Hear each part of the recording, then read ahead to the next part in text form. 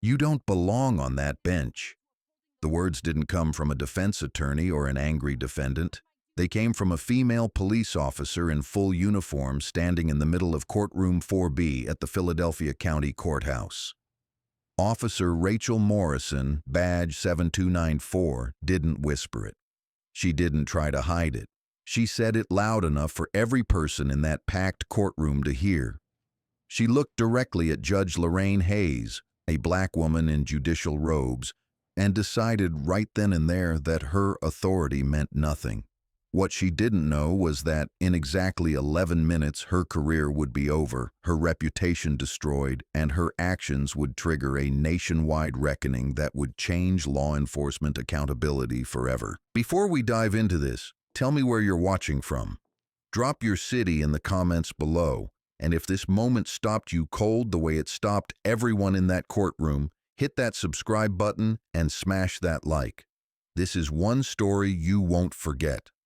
Now let's rewind to how this explosive moment began. Judge Lorraine Hayes entered courtroom 4B at exactly 9:00 a.m. on a Wednesday morning. She wore her black judicial robe with quiet dignity, her natural hair pulled back into a neat bun, her brown eyes sharp and observant. At 52 years old, she had spent 14 years on the bench and had presided over thousands of cases. She walked to her seat with measured steps, her presence commanding without being loud. The bailiff, Isaiah Grant, called out the traditional words that opened every session. "All rise, court is now in session," the Honorable Judge Lorraine Hayes presiding. The courtroom rose. Lawyers shuffled papers. Defendants stood beside their counsel. Police officers lined the back wall, arms crossed, faces neutral. Everything felt routine, everything felt normal, until Officer Rachel Morrison stepped forward from the back row and spoke without being called. "Your Honor, I'm not comfortable proceeding with this case under your oversight." The room went still. Judge Hayes looked up from the docket in front of her, her expression unchanged.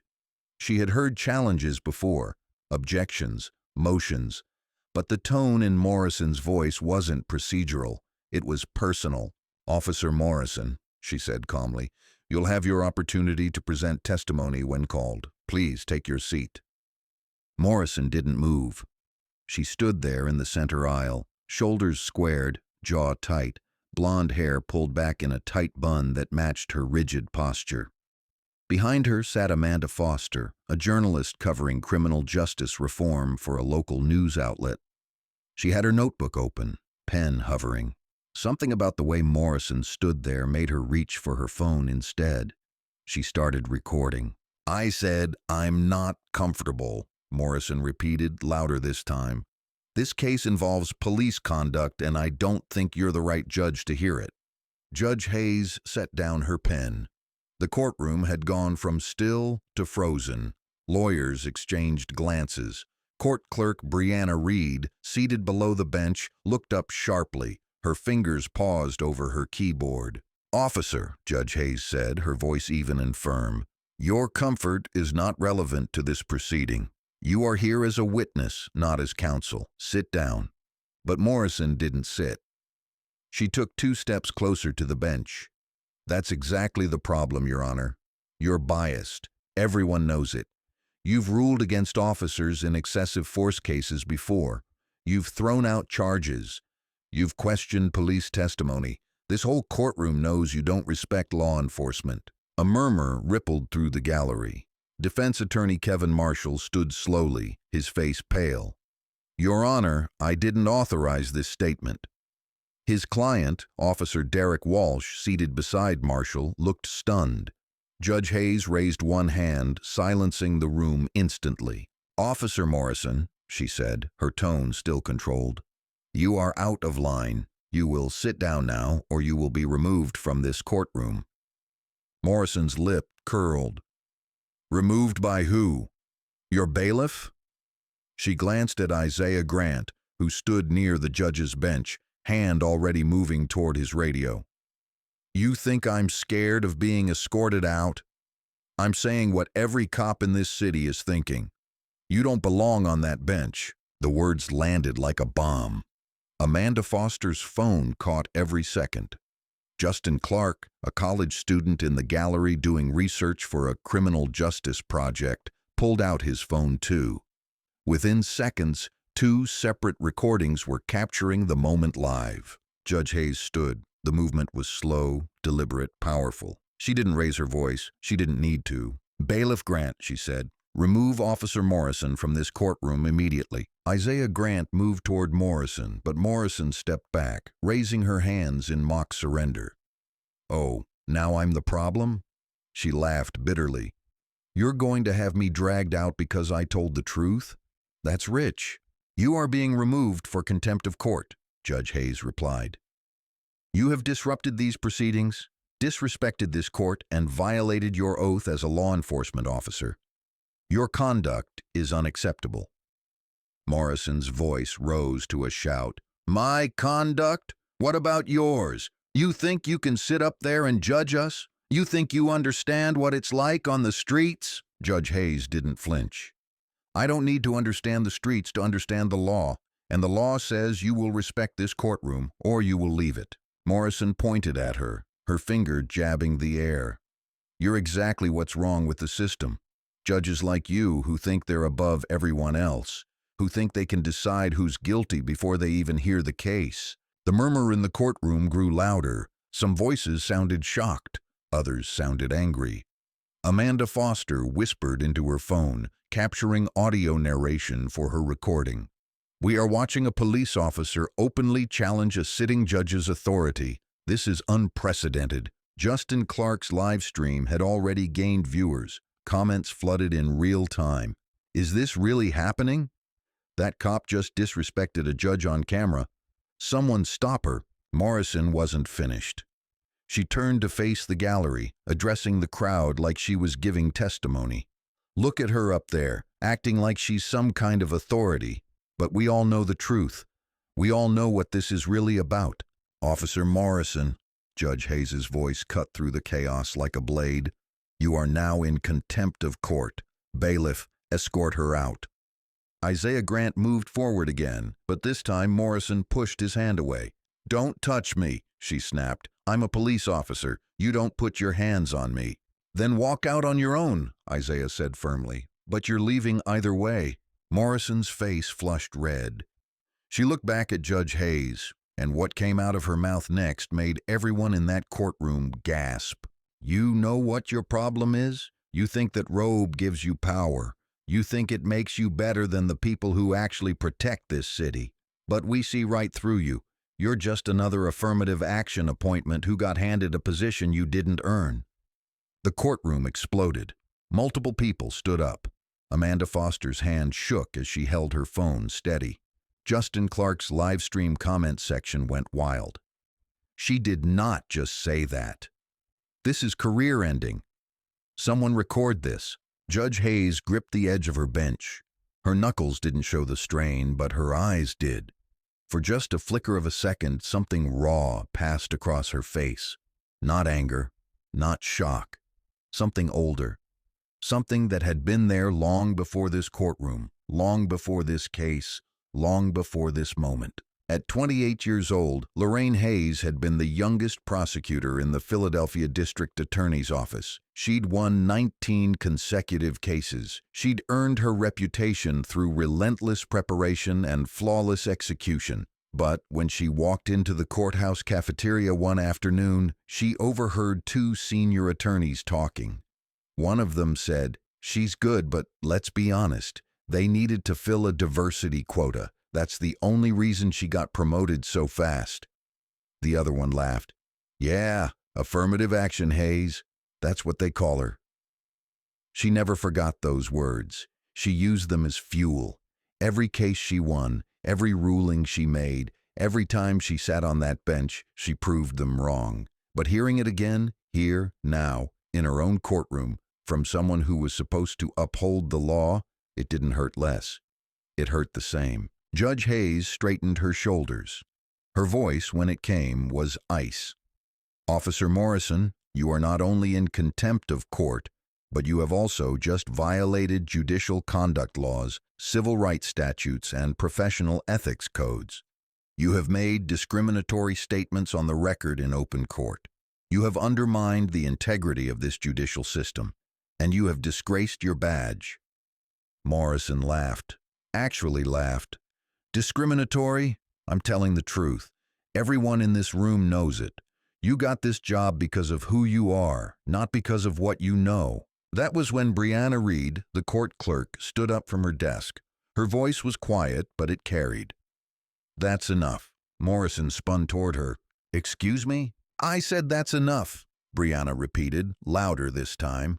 "I've worked in this courthouse for 8 years. I've seen judges come and go. And Judge Hayes is one of the finest legal minds I've ever worked with. You don't get to stand in her courtroom and insult her like that."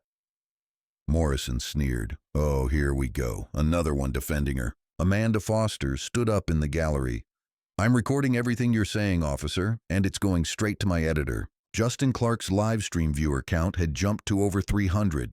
"This is blowing up," he muttered into his phone. "People are sharing it everywhere." Morrison turned back to Judge Hayes. "You think you can intimidate me? You think you can silence me? I have every right to speak my mind." "You have the right to remain silent," Judge Hayes replied coldly, "and I suggest you start exercising it." But Morrison kept going. "I've been on the force for 12 years, 12 years of putting my life on the line, and I have to watch judges like you sit up there, safe and comfortable, making decisions you don't understand about situations you've never faced. You've never walked a beat. You've never faced down a suspect. You've never had to make a split-second decision that could cost you your life. But you get to sit up there and tell us we're wrong." "You're not on trial here, officer," Judge Hayes said. "But you're about to be." Morrison's eyes narrowed. "Is that a threat?" "It's a promise," Judge Hayes replied. "Bailiff Grant, I want Officer Morrison escorted from this courtroom and held in custody pending a full hearing on contempt charges. I want the court reporter to provide a full transcript of this exchange, and I want the district attorney's office notified immediately." Isaiah Grant moved forward, this time with 2 additional court security officers who had entered through the side door. Morrison looked at them, then back at Judge Hayes. "You can't do this." "I already have," Judge Hayes said. "Take her." The 3 officers surrounded Morrison. She jerked her arm away when one of them reached for her. "I said don't touch me." "Then walk," Isaiah said firmly. Morrison stood there for 5 full seconds, staring up at Judge Hayes with pure hatred in her eyes. Then she spoke one more time, her voice low and venomous. "This isn't over. You just made an enemy of every cop in this city." Judge Hayes met her gaze without blinking. "If standing up for the integrity of this court makes me an enemy, then so be it. Now get out." Morrison finally turned and walked toward the exit, flanked by the 3 officers. But as she reached the courtroom doors, she spun around one last time and shouted loud enough for everyone to hear. "You're nothing but a quota hire in a robe, and everyone knows it." Then she was gone. The doors closed behind her, and the courtroom sat in absolute stunned silence. Amanda Foster was still recording. Justin Clark's live stream had over 1,000 viewers now. The comments were exploding. "She's done. That cop just ended her career. Judge Hayes handled that perfectly. This is going to be everywhere." Judge Hayes sat back down slowly. She picked up her gavel and tapped it once. "This court will take a 15-minute recess," she said, her voice steady despite everything. "We will reconvene at 9:30. She stood, and the courtroom rose with her. She walked through the door behind the bench, her steps measured and controlled. But the moment that door closed, Lorraine Hayes leaned against the wall of her chambers and closed her eyes. Her hands were shaking, not from fear, from fury, from exhaustion, from the weight of every single time someone had tried to diminish her, dismiss her, erase her. She had spent her entire career proving she belonged, and it still wasn't enough. It would never be enough for people like Rachel Morrison. But it didn't matter, because she wasn't going to let them win. Not today. Not ever. She took 3 deep breaths. Then she straightened her robe, lifted her chin, and prepared to go back into that courtroom and finish what she started. Because that's what Lorraine Hayes did. She finished. Outside courtroom 4B, chaos had already begun. Rachel Morrison stood in the hallway, still flanked by Isaiah Grant and the two court security officers, her face red with rage and humiliation.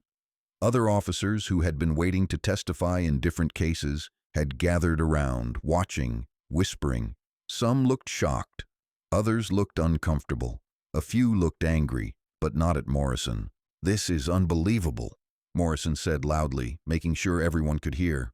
"That judge just violated my rights. She silenced me for telling the truth."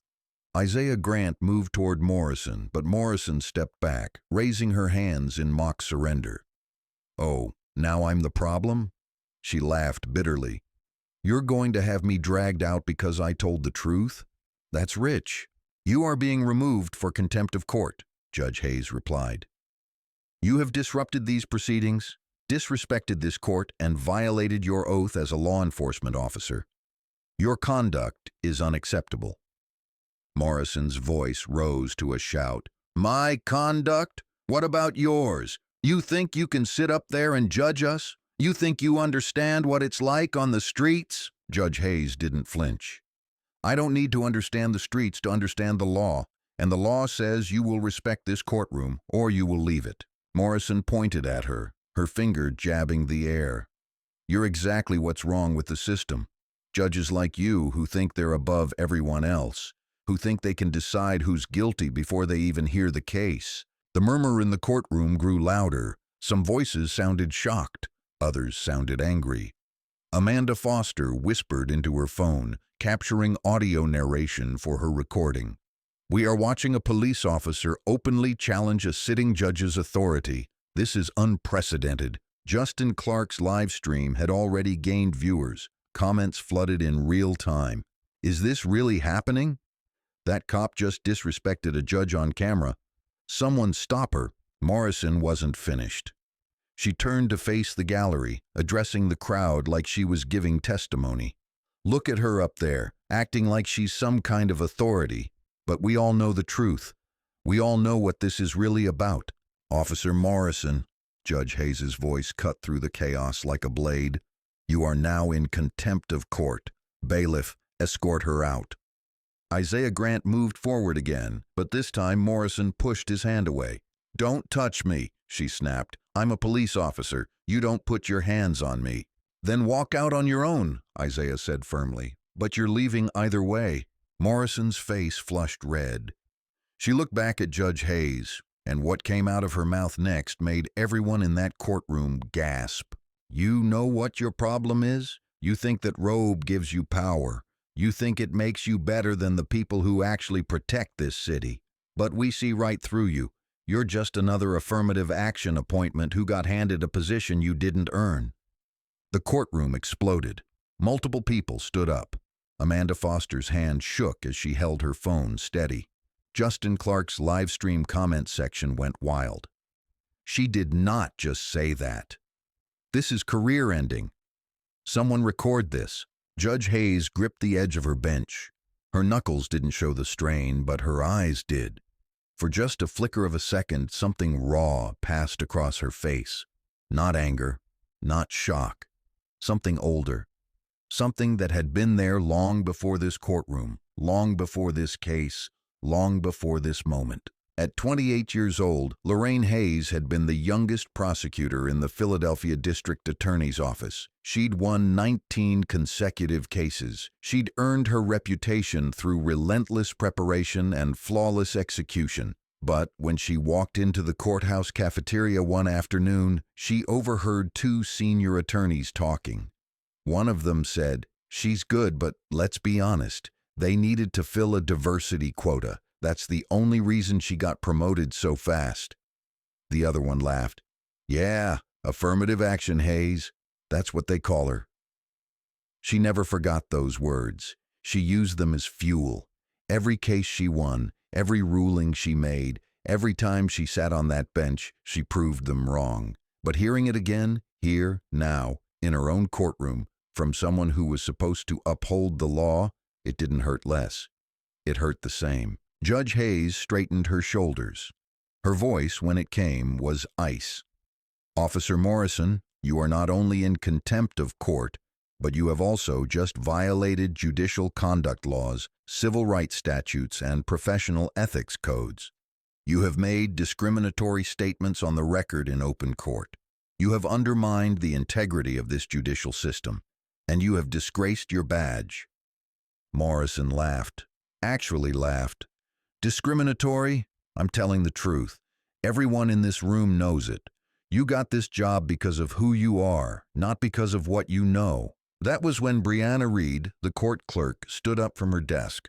Her voice was quiet, but it carried. That's enough. Morrison spun toward her. Excuse me? I already heard, Henderson said, walking toward her slowly. I heard you disrespected a sitting judge. I heard you made statements that could be construed as discriminatory, and I heard you refuse to follow a direct order from that judge to sit down and be quiet. She was biased, Morrison protested. She was doing her job, Henderson interrupted, and you were doing everything except yours. Morrison's eyes widened. Captain, you can't seriously be taking her side. I'm not taking anyone's side, Henderson replied. I'm looking at the facts. And the facts are that you embarrassed yourself, you embarrassed the department, and you violated court procedure. Whatever issues you have with Judge Hayes, that was not the time or place to air them. But there is no but, Morrison, Henderson said firmly. You crossed a line, a serious line, and now there are going to be consequences. Morrison looked around desperately. The other officers who had been watching from a distance were no longer making eye contact. The support she expected wasn't materializing. This is unbelievable, she muttered. You're all just going to let her get away with this? Get away with what? Henderson asked. Doing her job, maintaining order in her courtroom, holding you accountable for contempt? She's targeting police officers, Morrison insisted. She has a reputation for ruling against us, for questioning our judgment, for undermining our authority. And you just undermined the authority of the entire judicial system, Henderson replied. Congratulations. Isaiah Grant cleared his throat. Captain, we need to take Officer Morrison to holding. Judge's orders. Henderson nodded. Do it. And Morrison, I'll be speaking with your union rep and internal affairs. This isn't going away. Morrison's face went pale. Internal affairs? You're opening an investigation? You made discriminatory statements on the record, Henderson said. What did you think was going to happen? That everyone would just forget about it? I was standing up for what's right, Morrison said, but her voice had lost its earlier conviction. No, Henderson replied coldly. You were standing up for your own prejudices, and now you're going to face the consequences. Isaiah Grant took Morrison's arm again, this time with more authority. Let's go, officer. Morrison finally allowed herself to be led away, but she kept talking. This isn't over. I have rights. I have a union. They'll fight this. Brianna watched her disappear around the corner toward the holding cells, then turned to Captain Henderson. Thank you for coming. Henderson shook his head. I wish I didn't have to, but that behavior can't be tolerated. Not from anyone, but especially not from a police officer who's supposed to represent the best of what we do. Amanda Foster approached him, phone still recording. Captain Henderson, can I get a statement? Henderson looked at her camera, then nodded. Officer Morrison's conduct today was unacceptable. The Philadelphia Police Department does not condone disrespect toward any member of the judiciary, and we take allegations of bias or discrimination very seriously. An internal investigation will be opened immediately. Do you believe Officer Morrison's statements reflected broader sentiment within the department? Amanda asked. Henderson paused, choosing his words carefully. I believe Officer Morrison's statements reflected her own views. Whether those views are shared by others remains to be seen. But I can tell you this. Any officer who thinks they can treat a judge the way Morrison treated Judge Hayes today will find themselves facing similar consequences. Justin Clark, who had been recording the entire exchange, spoke up. My live stream has over 5,000 viewers now. People are asking if this is going to lead to broader reforms. Henderson looked directly into Justin's camera. Reform starts with accountability. Today we saw a judge hold an officer accountable. Now the department will do the same. That's how the system is supposed to work. Back inside courtroom 4B, Judge Hayes had returned to the bench. The lawyers, the defendant, and the remaining witnesses had all retaken their seats. The atmosphere was tense, uncertain. Everyone knew what had just happened, but no one knew how to move forward. Judge Hayes picked up her gavel and tapped it gently. "This court is back in session," she said, her voice steady and professional. "Before we resume proceedings, I want to address what just occurred. Officer Rachel Morrison has been removed from this courtroom for contempt of court. Her statements were inappropriate, unprofessional, and will be addressed through proper channels. However, this case will continue. Justice does not stop because one person chooses to disrupt it." She looked around the courtroom, making eye contact with lawyers, witnesses, and observers. "If anyone else in this courtroom has concerns about my ability to preside over this case fairly and impartially, you may raise them through the appropriate legal mechanisms. But you will do so with respect and through proper procedure. Is that understood?" Heads nodded. No one spoke. "Good," Judge Hayes continued. "Now let's proceed. Mr. Marshall, you may call your next witness." Kevin Marshall stood, still looking shaken. "Your Honor, given what just happened, I'd like to request a brief recess to consult with my client." Judge Hayes considered this. "Request granted. We'll reconvene in 30 minutes. As the courtroom emptied for the recess, Brianna Reed approached the bench. "Judge Hayes, are you okay?"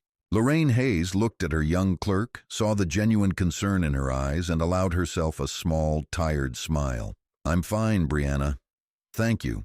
What you did in here today," Brianna said softly, "standing up to her like that took courage." "It took necessity," Judge Hayes corrected. "Someone had to draw the line." "Still," Brianna insisted, "not everyone would have handled it the way you did. You didn't lose your temper. You didn't let her provoke you. You just did your job." Judge Hayes nodded slowly. "That's all I've ever done. Just my job." But as Brianna walked away, Lorraine Hayes sat alone at her bench and allowed herself to feel the weight of what had just happened. In her 14 years as a judge, she had faced difficult cases, hostile defendants, and challenging attorneys. But she had never experienced anything quite like this. An officer of the law, someone sworn to uphold justice, standing in her courtroom and openly attacking her based on the color of her skin. At 35 years old, Lorraine Hayes had been appointed to her first judgeship. She remembered the ceremony, remembered taking the oath, remembered the pride she felt. But she also remembered the whispers afterward, the people who questioned whether she was ready, whether she was qualified, whether she truly deserved the robe. She had spent years proving them wrong, years building a reputation for fairness, for legal expertise, for unshakable integrity. And yet here she was, still having to prove herself, still having to defend her right to sit on this bench, still being told she didn't belong. The door to her chambers opened, and her law clerk, Nathan Brooks, a young white man fresh out of law school, entered cautiously. "Judge Hayes, I just heard what happened. I'm so sorry." "Thank you, Nathan," she said. "But there's no need to apologize. You didn't do anything wrong." "I know, but still," Nathan said. "What she said to you, it was completely out of line, completely wrong." Judge Hayes studied him for a moment. "Nathan, can I ask you something?" "Of course." "Do you think I'm qualified for this position?" Nathan looked shocked by the question. "Absolutely, without question. You're one of the most respected judges in this courthouse." "And why do you think that is?" Judge Hayes asked. Nathan frowned, confused. "Because you're brilliant, because you know the law inside and out, because you're fair and thorough, and you don't let anyone push you around." "Not because of affirmative action?" Judge Hayes asked quietly. Nathan's face flushed. "No, never. Anyone who thinks that doesn't know you, doesn't know your record, doesn't know anything." Judge Hayes smiled, a real smile this time. "Thank you, Nathan. I needed to hear that." "Judge Hayes," Nathan said seriously, "what happened today, it's going to blow up. The media is going to be all over this. There's going to be pressure from all sides. The police union will probably defend Morrison. Civil rights groups will probably call for investigations. It's going to get messy. I know, Judge Hayes said, but messy is where the truth lives. And the truth is that what happened today needed to happen. Someone needed to stand up and say enough. It might as well be me. Nathan nodded. Whatever you need, whatever support you need, I'm here. I appreciate that, Judge Hayes said. Now let's get ready for the rest of this hearing. We still have a case to finish. But as Nathan left, Judge Hayes pulled out her phone and looked at the messages already flooding in. Text from her sister. Are you okay? I just heard. Email from a fellow judge. Lorraine, stay strong. Message from a former law professor. You handled that with grace. Proud of you. And then, at the bottom of her notifications, an email from an address she didn't recognize. The subject line read, Thank you. She opened it. The message was short. I was in your courtroom today. I watched you stand up to that officer. I'm a young black woman in law school, and I've been told so many times that I don't belong, that I'll never make it, that I'm only here because of diversity initiatives. Watching you today reminded me why I'm fighting. Thank you for not backing down. Thank you for showing me what strength looks like. Lorraine Hayes read the email 3 times. Then she saved it. Because in moments like this, when the weight felt too heavy and the fight felt too hard, she needed to remember why it mattered. Not just for her, but for every person who would come after her. Every person who would face the same doubts, the same challenges, the same discrimination. She was fighting for all of them, and she wasn't going to stop. Within 2 hours of the courtroom confrontation, the story had exploded across every major news platform in Philadelphia. Amanda Foster's recording had been viewed over 50,000 times. Justin Clark's live stream had been shared across social media platforms thousands of times. News helicopters circled the courthouse. Satellite trucks lined the streets outside. Reporters with microphones crowded the entrance, all waiting for a statement, a comment, any piece of information about what had happened inside courtroom 4B. Inside the courthouse, the atmosphere had shifted dramatically. Court staff huddled in corners, whispering. Attorneys checked their phones obsessively, reading the latest updates. Security had been doubled at every entrance. And in the holding area beneath the courthouse, Rachel Morrison sat alone in a small cell, her uniform wrinkled, her face pale, her hands shaking as reality began to sink in. The door to the holding area opened, and a man in an expensive suit entered. Lawrence Stevens, president of the Philadelphia Police Union, had arrived within an hour of hearing about Morrison's arrest. His face was grim, his briefcase clutched tightly in his hand. Officer Morrison, he said as he approached her cell, I'm Lawrence Stevens. The union sent me. Morrison jumped to her feet. Thank God, you need to get me out of here. That judge is out of control. She violated my rights. She silenced me for speaking the truth. Stevens held up a hand. Officer Morrison, before we discuss anything, I need you to tell me exactly what happened in that courtroom, word for word. Morrison launched into her version of events, explaining how Judge Hayes had been biased, how she'd felt compelled to speak up, how she'd been exercising her First Amendment rights. Stevens listened without interrupting, his expression growing more troubled with every sentence. When Morrison finally finished, Stevens set his briefcase down slowly. Officer Morrison, I've just watched the video, multiple videos actually, and I need to be very clear with you about something. What you did in that courtroom wasn't brave. It wasn't truthful. It was insubordinate, disrespectful, and potentially career-ending. Morrison's face went white. What? No, the union is supposed to defend me. That's what you do. We defend officers who are wrongly accused, Stevens said. We don't defend officers who make discriminatory statements on camera in open court. There's a difference. I wasn't being discriminatory, Morrison protested. I was stating facts. You called a sitting judge an affirmative action appointment, Stevens replied. You questioned her qualifications based on the color of her skin. You suggested she didn't earn her position. Those aren't facts, Officer Morrison. Those are racist assumptions. Morrison recoiled like she'd been slapped. I'm not racist. Then you did a very convincing impression of one, Stevens said coldly, and now the entire city has seen it.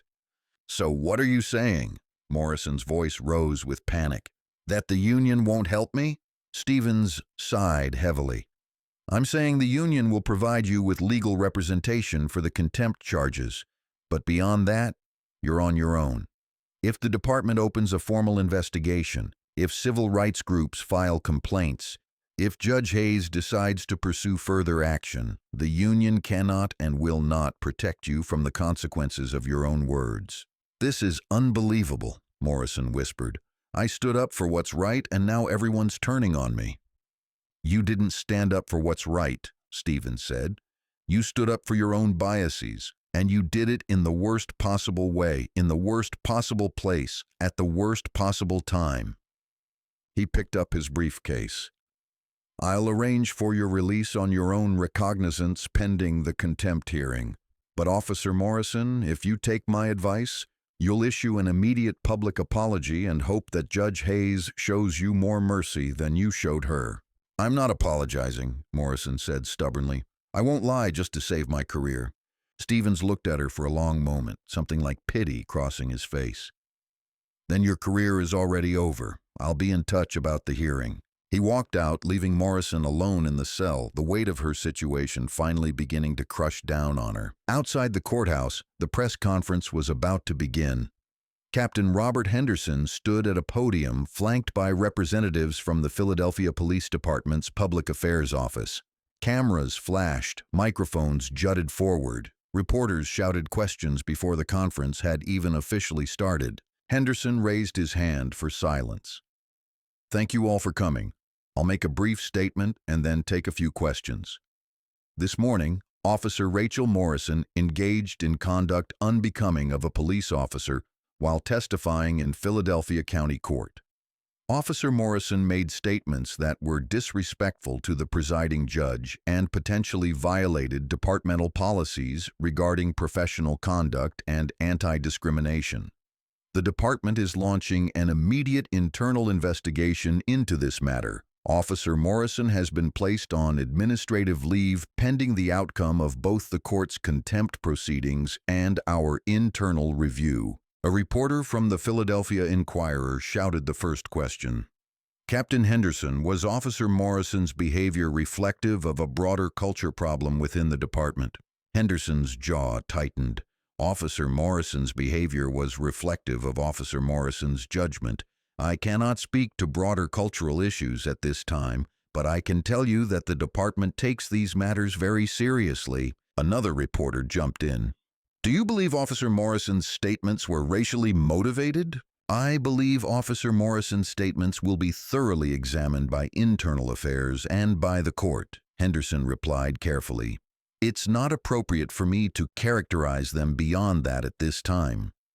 Amanda Foster, standing near the front, raised her voice. Captain, I was in the courtroom. I recorded the entire incident. Officer Morrison specifically questioned Judge Hayes's qualifications and called her an affirmative action appointment. How is that not racially motivated? Henderson met her eyes. Ms. Foster, I've seen your recording. I've seen several recordings, and I agree that Officer Morrison's statements raise serious concerns. Those concerns will be addressed through proper channels. Proper channels haven't always worked, another reporter called out. How many other officers share Officer Morrison's views? I can only speak for myself and for the values that this department is supposed to represent, Henderson said. Respect for the law, respect for the courts, respect for every person regardless of race, gender, or background. Any officer who doesn't share those values doesn't belong on this force. The questions kept coming, rapid fire, overlapping. Will Morrison face criminal charges? What about the police union's response? Has Judge Hayes made any statements? Will there be federal involvement? What happens next? Henderson raised his hand again. That's all I can say at this time. Thank you. He stepped away from the podium as the shouting intensified. His public affairs officer moved forward to end the conference, but the damage was already done.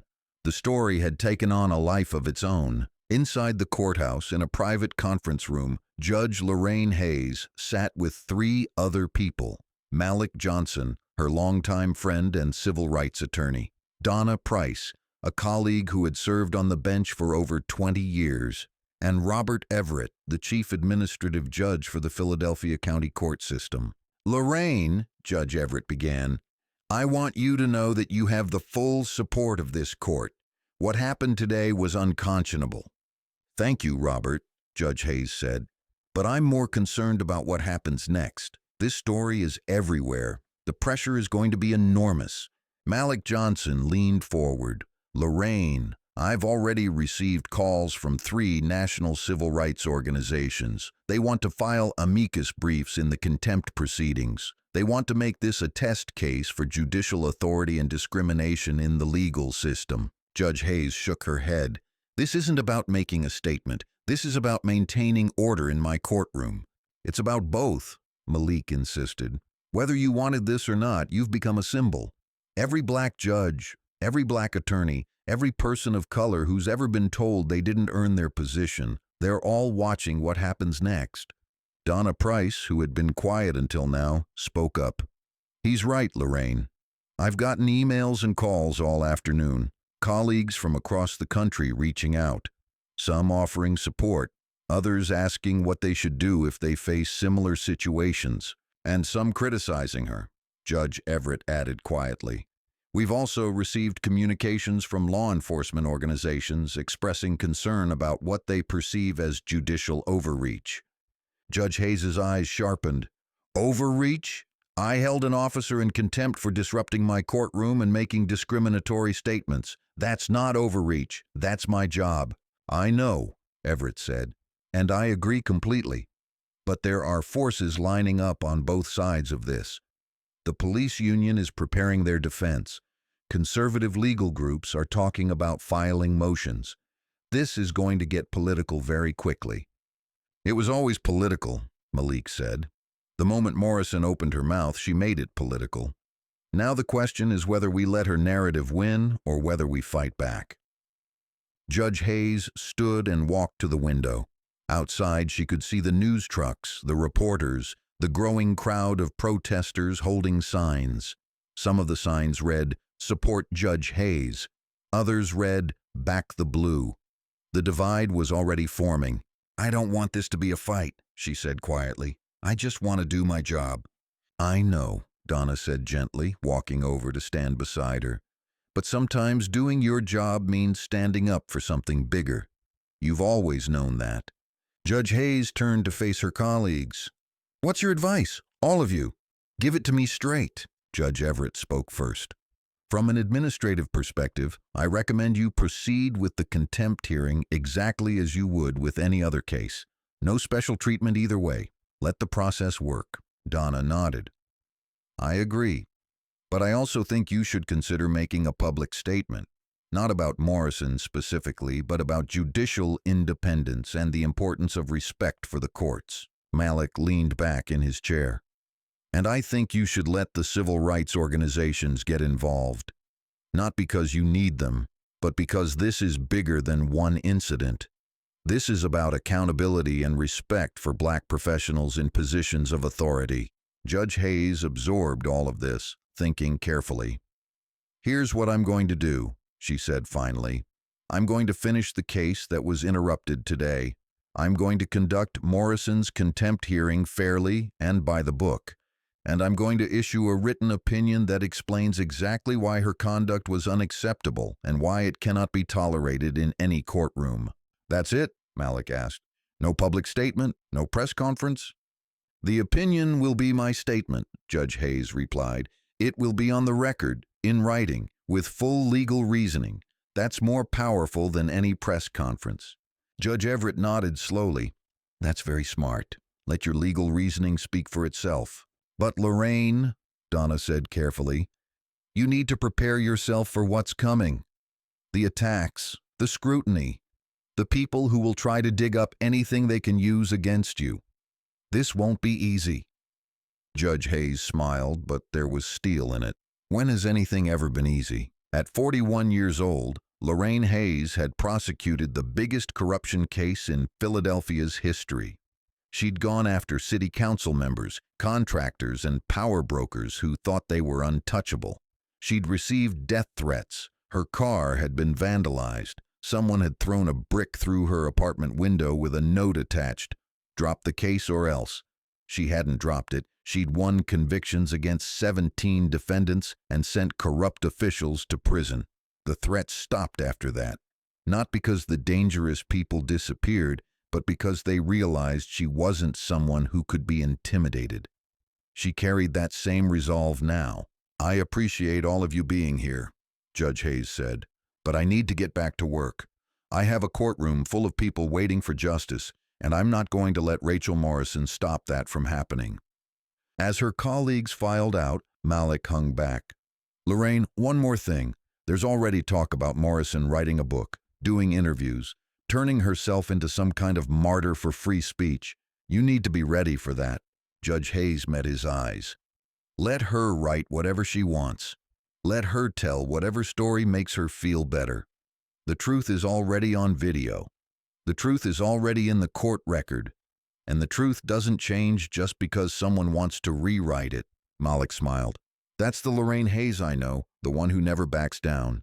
"I learned a long time ago that backing down doesn't make them respect you," Judge Hayes said. "It just makes them think they were right about you all along."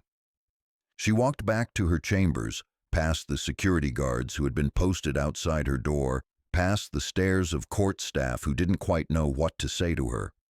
When she finally sat down at her desk, she allowed herself one moment of vulnerability. She put her head in her hands and took a long, shaky breath. Then her phone buzzed, a text from her younger sister, Jasmine.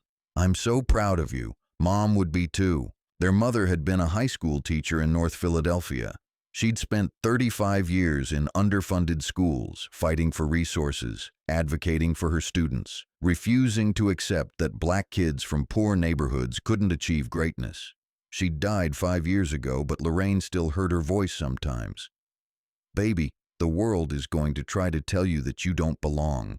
Your job is to prove them wrong, not once, not twice, every single day." Judge Hayes straightened up, wiped her eyes, and opened her laptop. She had a contempt hearing to prepare for. She had an opinion to write. She had work to do, because that's what she had always done. The work, the hard, necessary, unglamorous work of justice. And she wasn't going to stop now. Outside, the media storm raged on. Inside, Lorraine Hayes got back to work. The morning of the contempt hearing arrived like a storm that refused to pass. Outside the Philadelphia County Courthouse, barriers lined the steps, dividing two groups of protesters. On one side, signs read, "Stand with Judge Hayes" and "Respect the bench." On the other, "Free speech for cops" and "Back the blue." News vans, cameras, and reporters crowded every inch of pavement. Even the marble lions flanking the courthouse doors seemed to be watching the chaos below. Inside, the tension was thicker than air. Courtroom 4B looked different now. New security cameras, extra deputies, and a packed gallery. Every seat was taken. In the front row sat Amanda Foster with her press credentials, notebook in hand. Justin Clark had secured a media pass, too, ready to stream the hearing live for the thousands who had followed the story since day one. Judge Lorraine Hayes entered the courtroom at exactly 9 a.m., same as always. Her robe hung perfectly pressed. Her posture was unshakable, but beneath that calm, her heart beat faster than she wanted to admit. This wasn't just another proceeding. This was history in real time. "Court is now in session," Bailiff Isaiah Grant announced, the Honorable Judge Lorraine Hayes presiding. Everyone rose. Cameras clicked like distant lightning. When they sat again, a hush settled over the room. "Today's matter," Judge Hayes began, "concerns contempt of court proceedings against Officer Rachel Morrison. Officer Morrison, you are represented by counsel?" A man stood, a polished defense attorney in a dark navy suit. "Yes, Your Honor. Michael Davenport for the defense." Across the aisle, Assistant District Attorney Lydia Parks rose. "For the Commonwealth, Your Honor." Judge Hayes nodded. Very well. Officer Morrison, you are charged with direct contempt of court for statements and behavior made in this courtroom on Wednesday in violation of judicial procedure and in defiance of this court's authority. You may enter a plea. Morrison shifted in her seat. She looked different now. Her uniform had been replaced by civilian clothes, but the defiance in her blue eyes was still there. Not guilty, she said clearly. So entered, Hayes replied. Ms. Parks, you may proceed. Lydia Parks stood and faced the room. Your Honor, the facts of this case are not in dispute. Multiple recordings show Officer Morrison disrupting court proceedings, refusing lawful orders, and making racially charged statements toward this court. This is not merely disrespect, it is a direct attack on the rule of law. The Commonwealth seeks appropriate sanctions, including suspension of Officer Morrison's right to testify in future court proceedings pending review by the State Police Standards Board. Davenport rose immediately. Your Honor, my client exercised her First Amendment rights. She spoke out about what she perceived as bias within the judicial system. That may have been ill-timed, but it was not contempt. Parks shot back. The First Amendment does not shield an officer of the law from professional conduct standards, especially in open court. Judge Hayes raised a hand. Counselors, I will hear arguments in full, but let's begin with testimony. Amanda Foster leaned forward. The air inside 4B felt electric. The first witness was Brianna Reed, the court clerk. She took the stand, placed her hand on the Bible, and swore to tell the truth. Ms. Reed, Parks began, describe what you observed. Brianna's voice was steady. Officer Morrison interrupted the judge before the case began. She refused repeated orders to sit down. She accused the judge of bias, questioned her right to preside, and made statements implying the judge was unqualified due to race. Were her statements loud enough for the entire courtroom to hear? Yes, Brianna said. Everyone heard, everyone froze. Parks nodded. And what was Judge Hayes's response? She maintained control. She warned Officer Morrison several times. She never raised her voice. Davenport stood for cross-examination. Ms. Reed, would you agree my client seemed emotionally distressed, that she might have been frustrated rather than malicious? Frustrated people don't insult someone's race, Brianna replied flatly. They just leave it at disagreement. A faint ripple of murmurs crossed the room. Judge Hayes gavelled once. Order. The next witness was Captain Robert Henderson. When he entered, Morrison's shoulders tensed. He took the oath and faced the bench. Captain, Parks said, you are Officer Morrison's commanding officer? Yes, ma'am. Did you witness the incident? Only the recordings, but they speak for themselves. Her behavior was unacceptable and unprofessional. Has the department taken any action? Internal Affairs has placed her on unpaid leave pending this hearing. Davenport approached. Captain, you've served with Officer Morrison for 12 years? Yes. And until this incident, her record was clean? Mostly, Henderson said cautiously. A few minor reprimands for insubordination. So she's passionate, dedicated. Passion doesn't excuse contempt, Henderson said. Discipline does. The crowd stirred again. Henderson's words carried the weight of someone who'd seen too many careers self-destruct. When the prosecution rested, Davenport called his client. Morrison walked to the stand, chin lifted. Cameras zoomed in. Officer Morrison, Davenport began, in your own words, tell the court why you spoke out that morning. I felt the system was biased against police, she said. Judge Hayes has ruled against officers in the past. I believed I had a duty to say what others were afraid to. And the phrase, affirmative action appointment? Morrison hesitated, then doubled down. I was making a point about transparency, about how people get positions for reasons other than merit, that's all. Gasps rippled through the audience. Davenport winced. Parks rose immediately. Your Honor, the witness has just repeated the same defamatory language that forms the basis of these proceedings. Objection sustained, Hayes said. Officer Morrison, choose your words carefully. But Morrison wasn't done. I'm being punished for telling the truth. If I'd been a man saying the same thing, nobody would care. Hayes leaned forward slightly. Officer Morrison, this is not about your gender. This is about your conduct. It's about power, Morrison shot back. Judges like you think you can silence us. Davenport whispered urgently, Rachel, stop. But she ignored him. Judge Hayes's gavel cracked like thunder. That's enough. Officer Morrison, you will refrain from speaking unless addressed. One more outburst and I'll terminate your testimony. The silence that followed was so deep you could hear the ticking of the courtroom clock. When cross-examination resumed, Lydia Parks was merciless. Officer Morrison, are you aware that over 200,000 people have viewed recordings of your outburst? Yes.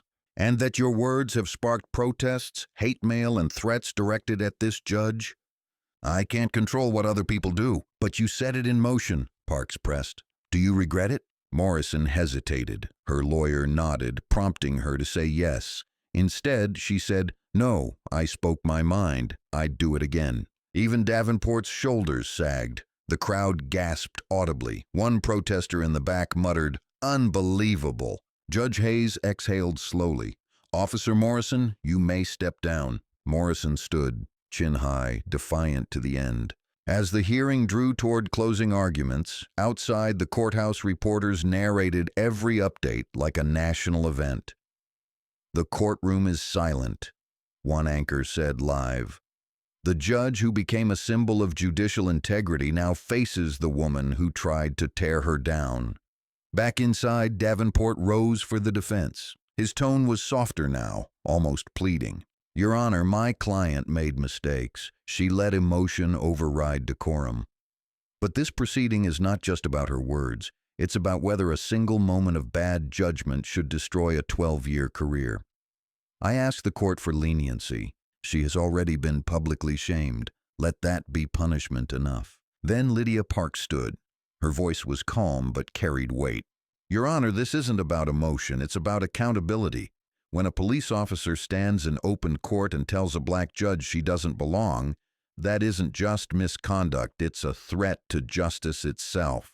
The Commonwealth asks this court to reaffirm that no badge, no rank, and no uniform places anyone above respect for the law.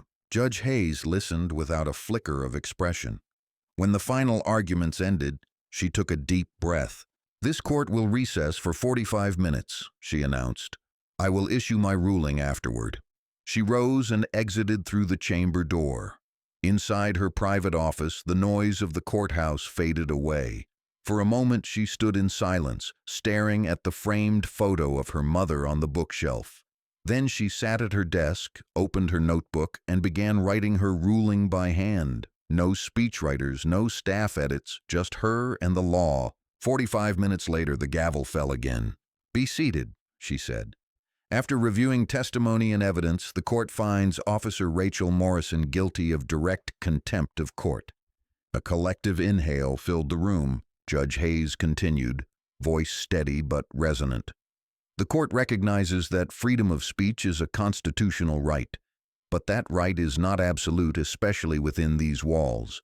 When an officer of the law enters this courtroom, they do so as a servant of justice, not as its master. To accuse a judge of bias based on race is not courage. It is contempt, and it undermines public faith in both our courts and our police. Morrison's face went rigid. Accordingly, Hayes said, this court imposes the following sanctions. Officer Morrison is fined $5,000, sentenced to 30 days in county confinement, suspended upon completion of racial bias training certified by the Department of Justice, and barred from testifying in any criminal proceeding for a period of 6 months pending departmental review. Gasps, whispers. One reporter whispered, "That's precedent-setting." Judge Hayes wasn't finished. Let the record also show that this ruling is not about vengeance or humiliation. It is about reaffirming what this bench stands for: equality under the law, no more, no less. She tapped the gavel once. Court is adjourned. Outside, the reaction was instant. Cheers erupted from one side of the barricades, anger from the other. "Accountability!" shouted one crowd. "Injustice!" shouted the other. Cable news cut in live. Headlines flashed. Judge Hayes delivers landmark ruling. Amanda Foster stood on the courthouse steps doing her live segment. In an extraordinary decision just moments ago, Judge Lorraine Hayes delivered a measured but historic ruling, one that experts say could redefine the boundaries of free speech and professional conduct for law enforcement nationwide. She turned slightly as Morrison exited the building, escorted by her attorney and Captain Henderson. Reporters swarmed, shouting questions. "Officer Morrison, do you plan to appeal? Do you regret your comments? Do you believe you've been treated fairly?" Morrison didn't answer, but her face, pale, set, eyes glassy, told its own story. A few feet away, Judge Hayes left through a side exit. She didn't look at the cameras, didn't wave, didn't speak. She simply walked to her car, head held high, but inside she felt something she hadn't allowed herself to feel in days. Relief. For the first time since the confrontation began, justice had spoken not in anger, not in headlines, but in the quiet authority of law. That night, as she returned home to her small townhouse in Chestnut Hill, she found dozens of messages, waiting texts from colleagues, emails from across the country, even a voicemail from a retired Supreme Court justice. Each one said some version of the same thing. "Thank you for standing firm." Lorraine Hayes poured herself a cup of tea and finally exhaled. Outside her window, the city lights shimmered like scattered truth, difficult, brilliant, and unyielding. She knew this wasn't the end. Appeals would come, debates would rage. But for now, she allowed herself a small victory. The system had held, and for once America had seen it happen in real time. The verdict spread faster than wildfire.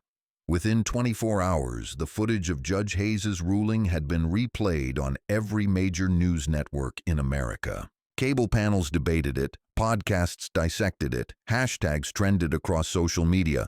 Rugers stand with Hayes, Rue free speech or contempt, and Rue justice in black and white. For once, a story about accountability had broken through the noise and everyone had an opinion. In Philadelphia, protests swelled. The steps of City Hall looked like a split screen of America itself. On one side stood supporters holding signs that read, "Respect the bench," and "Justice has no color." Many were law students, civil rights activists, and working professionals who saw Judge Hayes' composure as a model of restraint and strength. On the other side were police unions, veterans groups, and citizens convinced that Rachel Morrison had been silenced for speaking her mind. Their signs read, "Cops deserve rights too," and "Cancel culture in a robe." Cable anchors filled the air with rhetoric. Some praised Hayes as a hero for judicial integrity. Others accused her of punishing dissent. Overnight, she had become both a symbol and a target. In Washington, the Department of Justice released a brief statement supporting the rule of law and judicial authority.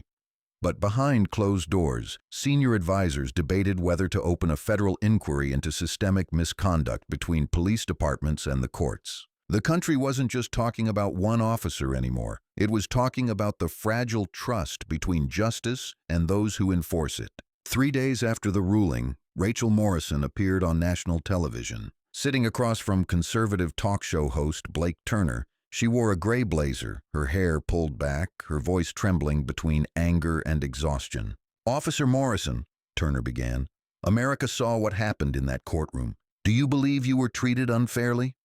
"Absolutely," she said. "I was punished for exercising my right to free speech. I was frustrated, yes, but I spoke the truth. There's bias in the system, and when I tried to call it out, they crushed me for it." Turner leaned forward. "The judge accused you of racism. Are you a racist?" Morrison shook her head. "No, I've worked alongside officers of every background. My issue isn't race, it's fairness. We're losing respect for law enforcement because judges and politicians care more about optics than truth." The audience clapped politely, but the internet was less forgiving. Within minutes, clips of the interview went viral. Comment sections exploded. "She's doubling down. She still doesn't get it. She's the poster child for accountability or for arrogance. By morning, a Philadelphia Inquirer poll showed that 62% of Americans supported Judge Hayes' decision, while 29% sided with Morrison, and the rest said they were undecided but watching closely. The backlash came next, swift, organized, and brutal. Anonymous emails flooded the courthouse inbox. Threats, insults, racial slurs. Fake posts spread online claiming Judge Hayes had once been disciplined for misconduct, claims that were quickly debunked but lingered in the public imagination. Pro-police websites began running editorials calling her the activist judge, the woke robe, and the new face of judicial overreach. Then came the phone calls. Her chamber's secretary started screening them after a voicemail said, "You'll get what's coming to you, just like that other judge in Texas." Security was increased at her home. 2 unmarked cars began parking outside her townhouse each night. Lorraine hated it, but she didn't complain. She knew visibility came with risk. One evening, her sister Jasmine called. "Lorraine, you need to rest," she said. "You can't fight every battle." "I'm not fighting," Lorraine replied quietly. "I'm standing." Jasmine sighed. "You've been standing your whole life. Maybe it's time someone else took the front line." Lorraine smiled faintly. "If I step back now, it sends the wrong message that they can yell loud enough to scare me silent. I won't give them that." Outside, the protest chants continued, her name echoing in both praise and anger. Across the country, something unexpected began to happen. At Howard University's law school, a group of students organized a symposium titled The Hayes Principle, Judicial Integrity and the Cost of Courage. Within a week, similar events popped up at Yale, Stanford, and Columbia. Young women of color students who had grown up watching judges that didn't look like them spoke about how Judge Hayes had inspired them. Videos of their speeches went viral under the hashtag #YesSheBelongsHere. One clip stood out. A 23-year-old law student named Danielle Rivers stood on the steps of her campus library and said, "When Judge Hayes told that officer, 'You will respect this courtroom or you will leave it,' she wasn't just talking to one person. She was talking to history." The quote spread everywhere on posters, murals, and even T-shirts sold to raise funds for legal aid clinics. Lorraine saw it online late one night. For a long moment she stared at the screen, overwhelmed by something she hadn't felt since her earliest days in law school: hope. 2 weeks later, the Pennsylvania Judicial Review Commission convened a special session to examine the case. Not because they doubted Judge Hayes, but because the case had become a national flashpoint. Inside the marble-lined hearing room, the commissioner's 5 judges and 2 civilians listened as lawyers replayed the courtroom footage on large screens. Hayes herself was called to testify about her handling of the situation. She arrived alone. No entourage. No PR team, just her and a folder of notes. "Judge Hayes," the chairwoman began, "you're aware this hearing is to ensure due process was followed?" "I am," Hayes said calmly. "Do you believe your personal feelings influenced your ruling against Officer Morrison?" "No, ma'am. My ruling was based on law, not emotion. Contempt of court isn't about how I feel. It's about maintaining the integrity of the judicial process." "And what would you say to those who accuse you of silencing dissent?" Hayes looked the chairwoman directly in the eye. "Dissent is welcome in a democracy. Disrespect is not. A courtroom is not a talk show. It's where truth is tested by evidence, not volume." Her words echoed in the room. Even the stenographer paused for half a second before continuing to type.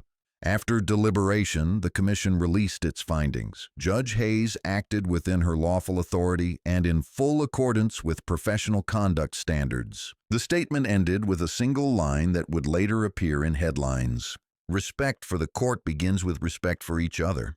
Within months, states began re-examining their policies on courtroom conduct and police testimony. Training programs were updated to include sections on implicit bias, judicial procedure, and decorum under pressure. Several police academies invited Judge Hayes to speak an irony not lost on her. She declined the first few requests, unsure whether her presence would help or inflame tensions.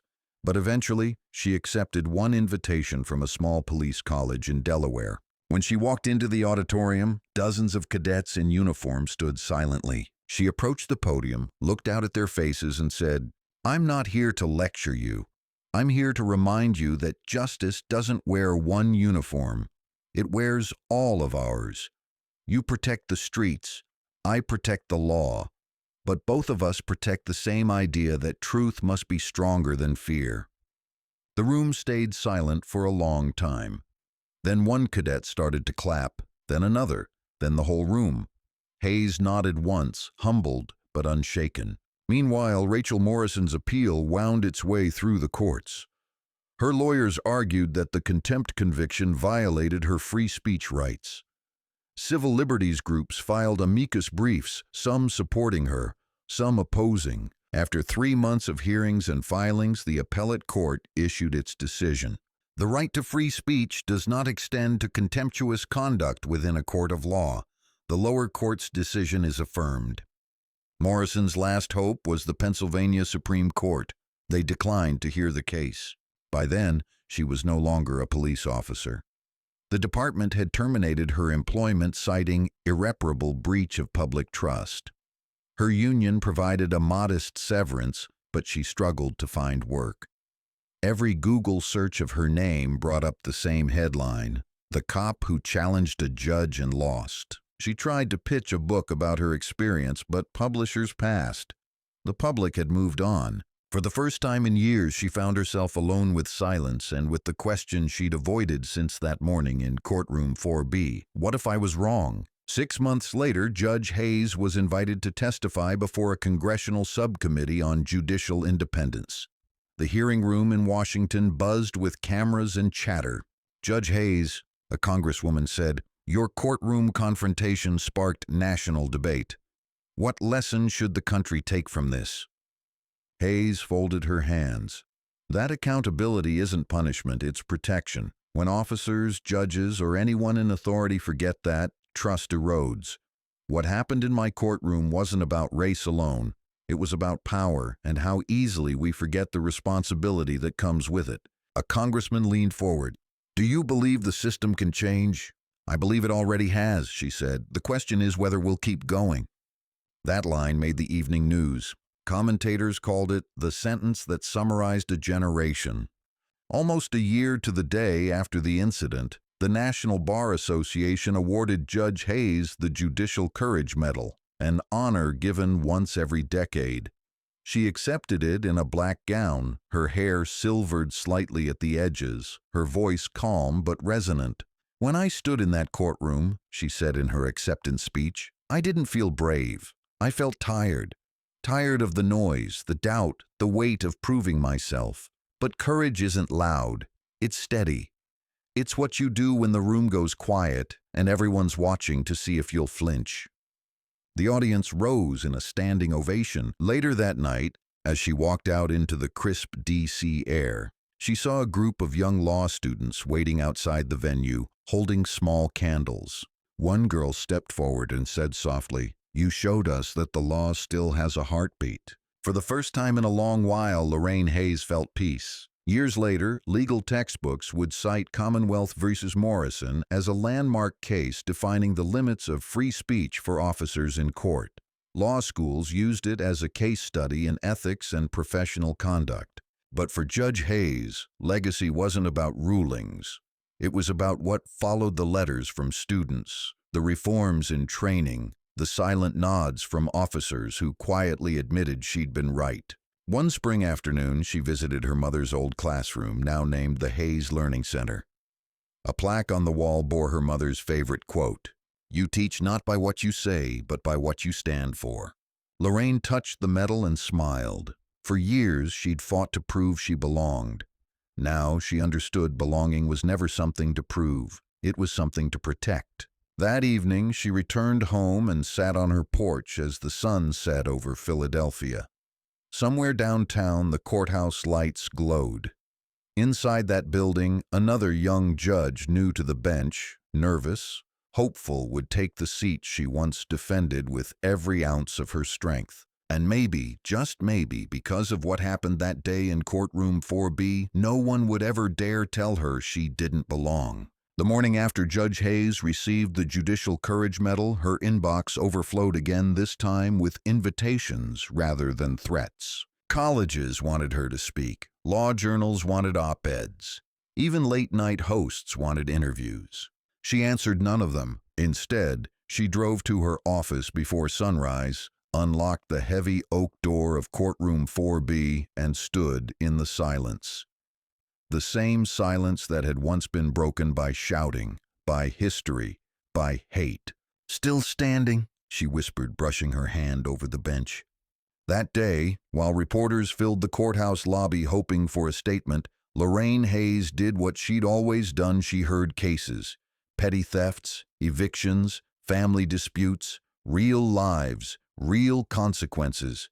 But outside her courtroom, the ripples from her ruling were rewriting the map of American justice. 3 months after the medal ceremony, Pennsylvania became the first state to pass what it called the Judicial Integrity and Law Enforcement Accountability Act, a bipartisan bill requiring every police officer to complete mandatory courtroom conduct training, annual anti-bias certification, and a refresher on constitutional procedure before testifying. Other states followed quickly. New York passed its own version, nicknamed Hayes Law. California expanded its police standards board to include retired judges. Even Texas, famous for its resistance to federal oversight, adopted a professional decorum module in every police academy. The Department of Justice released new national guidelines. Civil rights groups called it a quiet revolution, but not everyone celebrated. In Chicago, the National Federation of Police Officers held an emergency convention.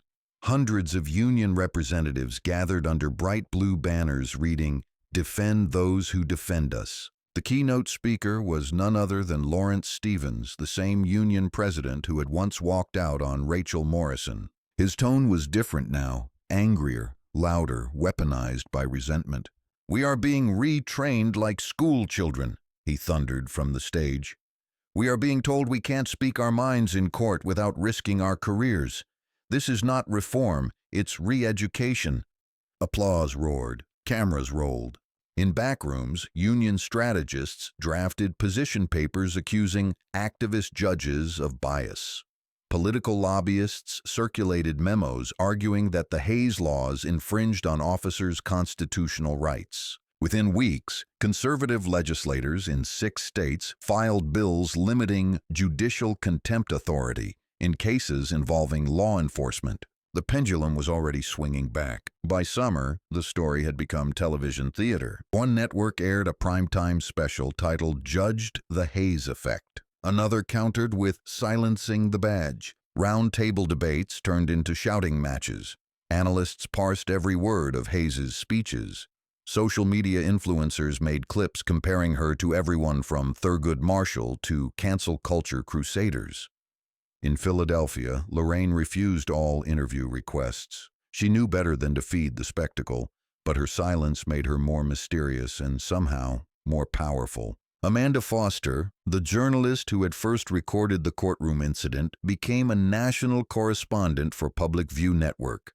She used her platform to document how departments were implementing the reforms. In one viral segment, she stood outside a police academy in Phoenix holding a clipboard. "We spoke to 50 new recruits," she said into the camera. 47 said they'd never seen a judge up close before this training. Today they learned exactly what respect for the bench means. The clip reached 3 million views in 24 hours. Not everyone was content to protest on TV. In a private office in Harrisburg, a group of political consultants met under dim fluorescent light. On the table lay folders marked Project Balance, an initiative designed to quietly undermine the new laws. Its architect was Senator Clay McDermott, an ambitious lawmaker eyeing a gubernatorial run. "Hayes made us look weak," he said, stabbing his finger at a photo of the judge clipped from Time magazine. "She made every cop in America a villain. We're going to flip that narrative." "How?" asked one aide. "By turning her into what she fears most, a politician. We paint her as partisan. We link her reforms to federal control. Once voters see it as overreach, the movement collapses." The room murmured in agreement. Funding flowed in from police unions, corporate donors, and media outlets eager for a fight. Within months, talking points appeared on national broadcasts almost verbatim. Local control, not judicial activism. Hayes didn't know it yet, but a coordinated campaign had begun to unravel everything she'd built. Late one September evening, as Lorraine prepared to leave her chambers, a small envelope was slipped under her door. No return address, no handwriting, just typewritten letters on plain paper. "You changed the country, now watch it change back." She stared at it for a long time. Then, quietly, she placed it in her drawer next to the brick note her mother had once kept from her teaching days, the one that said, "Quit or else." Different words, same fear. And fear, she reminded herself, only wins when you stop showing up. 2 weeks later, the National Conference of State Judges invited her to deliver the keynote address in Boston. Some colleagues advised her to decline. Others warned she'd be heckled. She accepted anyway. Standing before hundreds of judges and clerks, she began without notes. "When authority is tested, we discover its true nature," she said. "Some believe respect can be demanded. It can't. Respect is earned by consistency, fairness, and courage in uncomfortable moments. The robe doesn't make us untouchable. It reminds us we're accountable." Half the room rose in applause. The other half sat stiffly, but every ear listened. Afterward, a young judge approached her, tears in her eyes. "They tried to intimidate me last month over a domestic violence ruling," she whispered. "I almost backed down. Then I watched your video again." Lorraine smiled. "Then you already know what to do." Far from the spotlight, Rachel Morrison was living a different story. After her dismissal, she'd moved to Ohio, taking part-time security work at a warehouse. The bitterness had dulled but never vanished. One night, scrolling social media, she saw a clip of Hayes' speech in Boston. She watched quietly, her reflection flickering in the cracked screen of her phone. For the first time, she didn't feel anger. She felt the weight of what she'd done, the arrogance, the public spectacle, the words she couldn't take back. She opened her laptop and began typing a letter. "Judge Hayes, you don't know me beyond that day, and maybe that's for the best. But I watched your speech tonight. I understand now that respect isn't about agreeing, it's about listening. I failed at that. I hope the country learns faster than I did." Rachel Morrison. She never mailed it, but she saved it, and somehow that was enough. By the following spring, the presidential primaries had begun, and the Hayes case became a political lightning rod. Candidates used it as shorthand for their ideologies. One promised to restore police morale. Another vowed to expand the Hayes reforms nationwide. Debates featured her name more than once, though she herself never entered politics. She watched from home, shaking her head as pundits twisted her story into slogans. Malik Johnson, her old friend and civil rights attorney, called one night. "They've turned you into a campaign," he said. "They can turn me into whatever they want," she replied. "The work is still happening in courtrooms. That's what matters." But Malik wasn't convinced. "Symbols get rewritten, Lorraine. Protect yours." Despite the noise, change persisted quietly beneath the headlines. Complaints of courtroom misconduct by officers dropped by 38% nationwide. Judicial training programs reported record enrollment. Young prosecutors cited the Hayes ruling in closing arguments about respect for the bench. And in Philadelphia, Courtroom 4B had become an unlikely tourist stop for law students visiting the city. The wooden bench where it all began was now protected by a small brass plaque.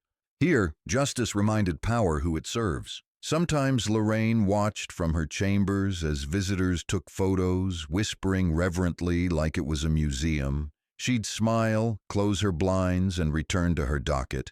The work never stopped. But while reforms flourished publicly, another hearing brewed quietly in a D.C. committee room. Behind closed doors, lobbyists presented data claiming the reforms had lowered police morale and increased hesitation in the field. One retired general testified, "Officers are second-guessing themselves. They're afraid one wrong word in court could end their careers." The committee discussed a draft bill that would limit contempt of court penalties for law enforcement witnesses, essentially undoing part of Hayes' precedent.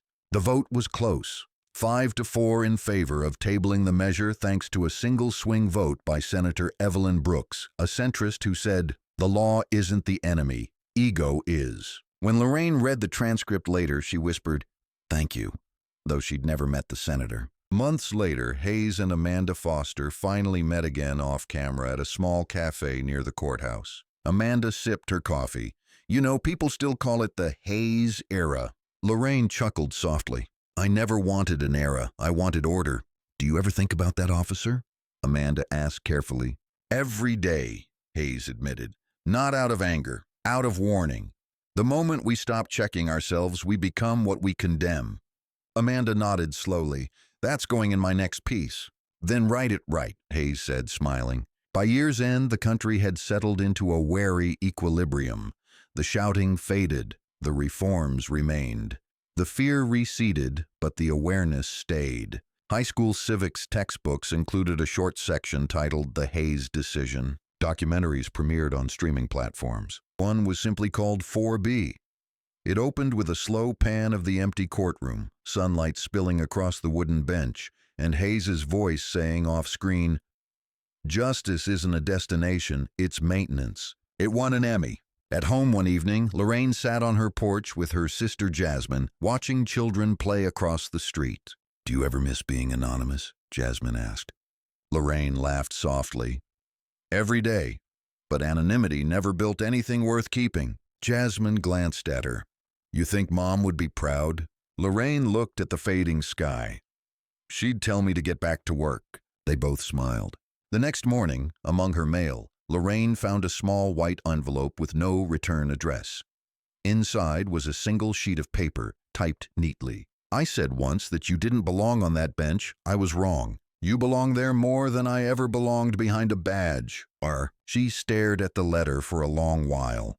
Then she folded it gently and placed it beside the thank you email from the young law student, the one she'd saved months before. Two voices, two worlds, one truth. Years later, historians would call it the Hayes moment, that rare convergence of courage, conscience, and camera. They'd say it didn't just expose one officer's prejudice, it exposed a system's blind spots and forced it to look inward. But for Judge Lorraine Hayes, it was never about legacy. It was about mornings like this one when she unlocked her courtroom, adjusted her robe, and greeted a new generation of attorneys who treated the bench with quiet, earned respect. When she struck her gavel, the sound echoed far beyond the walls of 4B, across departments, across states, across time. And somewhere out there, a young cadet, a law student, or maybe even a reformed officer would hear that echo and remember, justice doesn't shout, it stands. The midterm elections turned her courtroom into a campaign slogan. Across America, candidates invoked her name like a test of allegiance. In rallies, on billboards, in debates, they spoke of the judge who stood her ground or the woman who silenced a cop. Neither description was accurate, but accuracy no longer mattered. Her name had become shorthand for an entire country's discomfort with itself. One evening, Lorraine sat alone in her living room watching a televised debate. A candidate in Ohio mentioned her ruling as proof that the justice system needs a cultural reset. Another countered that her courtroom had shown why we need stronger accountability at every level of law enforcement. Both smiled into their cameras, selling conviction like product endorsements. Lorraine muted the TV. The noise was unbearable. What had begun as a moment of principle had turned into a commodity repackaged for audiences who hadn't been there, hadn't heard the silence in that room before the gavel struck. They were arguing about symbols, not people. Her phone buzzed. It was Malik Johnson, her longtime friend. "You seeing this?" he asked. "I am," she said quietly. "They're building platforms out of your courtroom." "I know." Malik hesitated. "You could correct the record. Go on air. Explain it yourself." Lorraine sighed. "If I start explaining, I'll never stop. Every word I say will become another headline. I'd rather let the judgment stand for itself." He was silent for a moment. "You realize you've become part of history now." "History," she said, "is just what people remember after they've stopped listening." Outside her window, the city hummed a steady current of life that didn't care about debates or headlines. It cared about work and survival and getting home in one piece. That, she thought, was the real America. not the one trading applause lines on stage. 2 months later, a streaming network announced a limited series inspired by the courtroom confrontation that shook the nation. They called it The Bench. An actress with sharp cheekbones and practiced intensity played a fictionalized version of her. The officer's name was changed, the city renamed, the dialogue exaggerated for drama. Lorraine didn't watch it at first, but one night, curiosity won. She made it halfway through the first episode before shutting it off. The judge on screen was angry, emotional, almost theatrical.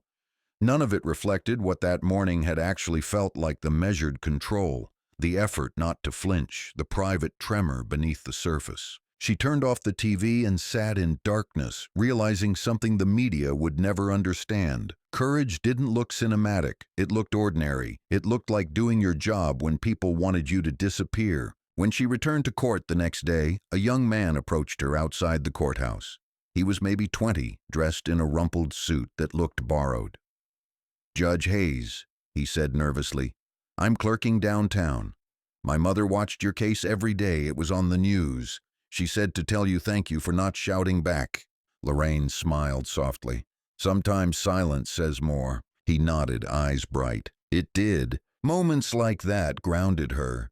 They reminded her why she'd stayed in the shadows while everyone else chased microphones. Behind the scenes, political donors and advocacy groups continued to exploit her image. One fundraising email from a national law enforcement committee used a photo of her courtroom mid-ruling, cropped and captioned to imply she'd attacked the police. The message raised over $2 million in a week. Another organization used her image without permission to promote diversity training programs. Everyone was borrowing her gravity for their cause. She tried to ignore it until one morning she found her face on a protest flyer plastered outside City Hall. The headline read, "Fire the Face of Division." Beneath it was a caricature of her holding a gavel that dripped ink like blood. She stood there for a long moment, staring at it as people hurried past.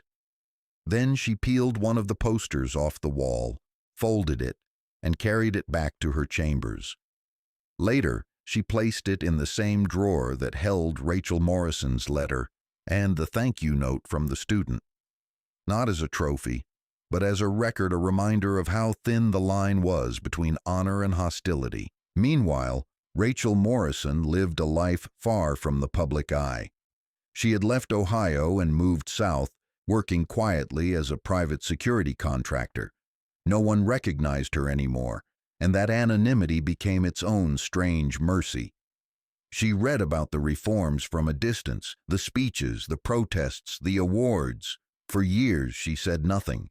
But when a new training module for recruits cited her case as a cautionary example, she requested permission to attend.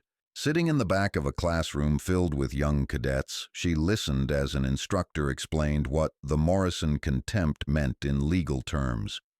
When it was over, she walked up to the podium and introduced herself. The room went silent. "I'm that officer," she said quietly. "The one you just studied.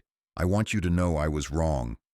Some of the cadets shifted uncomfortably. A few stared in disbelief. "I thought speaking louder made me right," she continued. "I thought the badge gave me power over everyone else in the room, but it only made me smaller. Don't be me. Learn to listen." No cameras caught that moment. No headlines followed, but it was real, and it mattered. Back in Philadelphia, the political storm continued to churn. Talk shows pitted retired judges against retired officers, activists against anchors, facts against fury. A senator introduced a Free Expression in Court Act aimed at curbing judicial contempt powers, but it died in committee after public backlash. Commentators said the country was divided. Lorraine thought it was finally honest. The fractures had always been there. Her courtroom had just made them visible. In her quieter hours, she began mentoring younger judges, particularly women and people of color just starting their careers. She invited them to her chambers, poured coffee, and spoke plainly. "They'll question your qualifications," she'd tell them. "They'll test your patience, Don't let them measure your worth by how calm you stay. Let them measure it by how fair you stay. One of those mentees, a newly appointed judge named Celia Turner, later said it was that conversation that saved her career. When a high-profile case brought reporters swarming to her courthouse, she remembered Hayes's words, "Fairness first, emotion never." As the years passed, the hysteria faded. Documentaries replaced breaking news. Panels replaced protests. The story became history. But every so often, a journalist would reach out asking for another interview, a retrospective, an anniversary piece. She always declined. "I've said everything I need to say," she'd tell her clerk. "It's all in the record." The record was her refuge, unchanging, untouched by spin. No one could rewrite a transcript. Late one night, while reviewing case files, she paused over a familiar name. Justin Clark, the college student who had live-streamed the original confrontation, was now listed as a court-appointed defense attorney in her docket. When his case came up the next morning, she studied him carefully. Older now, more confident, but still carrying that spark of conviction. After the hearing, he approached her in the hallway. "Your Honor, you probably don't remember me," he said. "I do," she replied. "You were holding your phone in the third row." He laughed. "Yeah, that was me. That video changed my life. I went to law school because of it." Lorraine felt a lump rise in her throat. Then maybe something good came out of all that noise. "It did," he said. "It made me believe the law could still mean something." She nodded slowly. "Then keep it meaning something. That's your job now." When he walked away, she realized how long it had been since she'd felt proud rather than weary. That night, she sat on her porch, a soft breeze rustling the trees, the city lights glowing faintly in the distance. For once, the news cycle had moved on to other stories. No cameras, no rallies, no debates, just quiet. She thought about how the world had twisted her courtroom into a symbol of division, but maybe that was the cost of truth. It divides before it heals.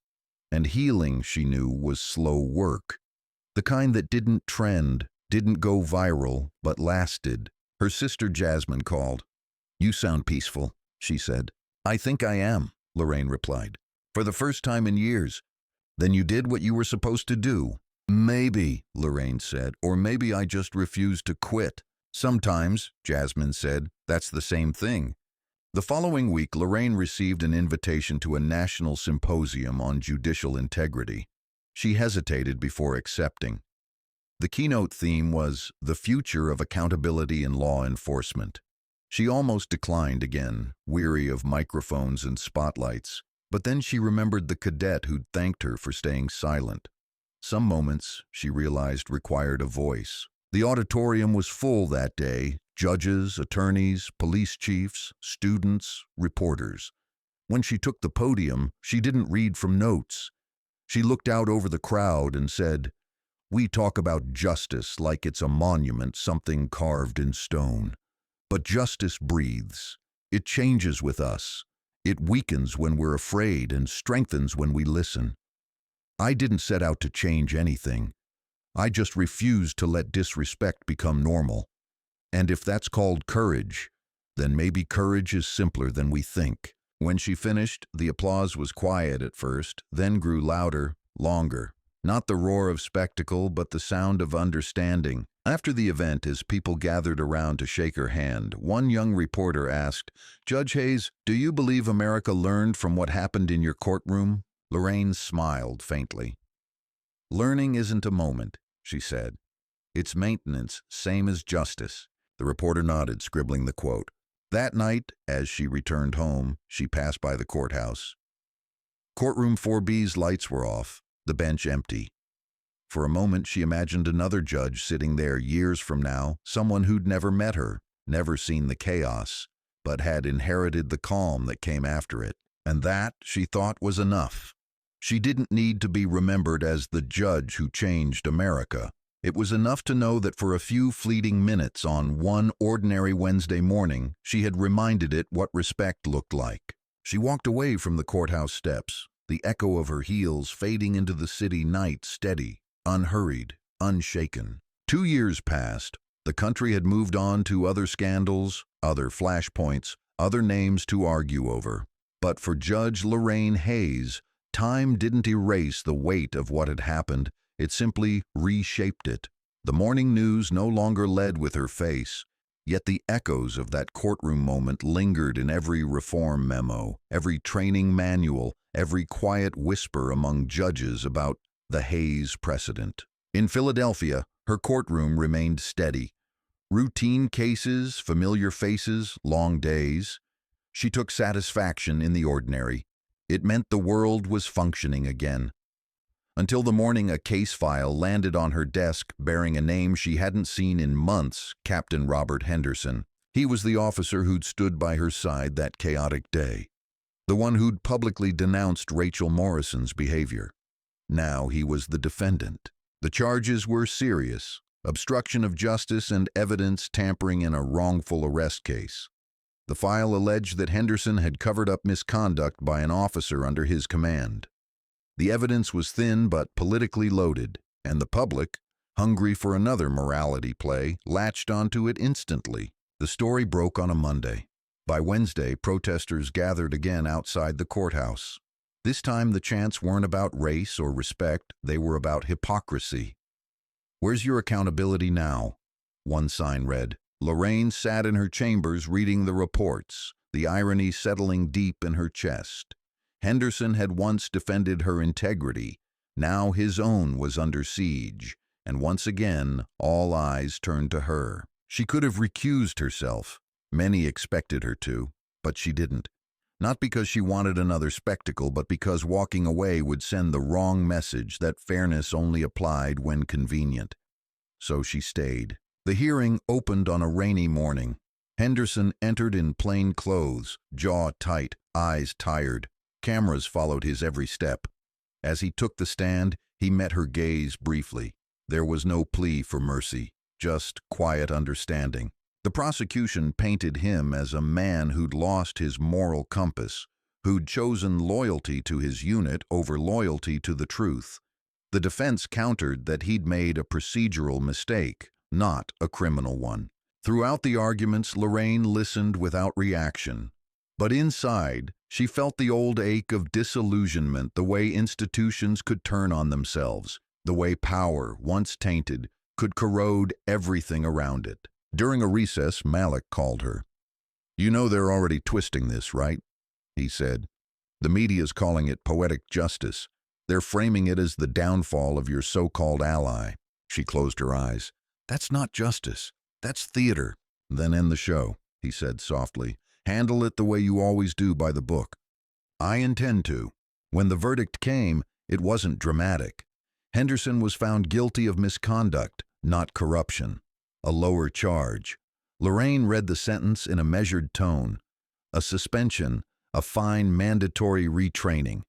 The courtroom was quiet. No shouting this time, no outrage, just weary understanding that integrity, even among the well-intentioned, demanded constant maintenance. After court adjourned, Henderson approached her in the hallway, flanked by reporters shouting questions. "You did what you had to," he said quietly. "Doesn't make it easier." "No," she replied. "It never does." He nodded once, then disappeared into the crowd. That night, news anchors framed it as another Hayes moment.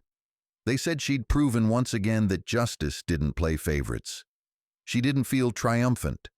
She felt tired. Justice shouldn't need applause. Weeks later, as the headlines faded, another storm brewed in Washington. A prominent senator introduced a bill titled the National Accountability Review Act, proposing federal oversight committees to monitor both police and judges for ethical violations. It was marketed as bipartisan reform, but critics saw it as political leverage, a way to control the very independence Hayes had fought to protect. When she was called to testify before Congress again, she went without fanfare. The hearing was televised live. "Judge Hayes," a congressman asked, "do you oppose independent oversight?" "I oppose political oversight," she answered. "Accountability is necessary, but the moment justice answers to campaign donors instead of the Constitution, we've lost something we might never get back." The room fell silent. Cameras zoomed in on her face, the calm precision that had once made her infamous. Another member pressed her. "With respect, Judge, isn't that idealistic? The public demands checks and balances." She leaned forward slightly. "The public deserves truth, not theater. If oversight is sincere, I welcome it.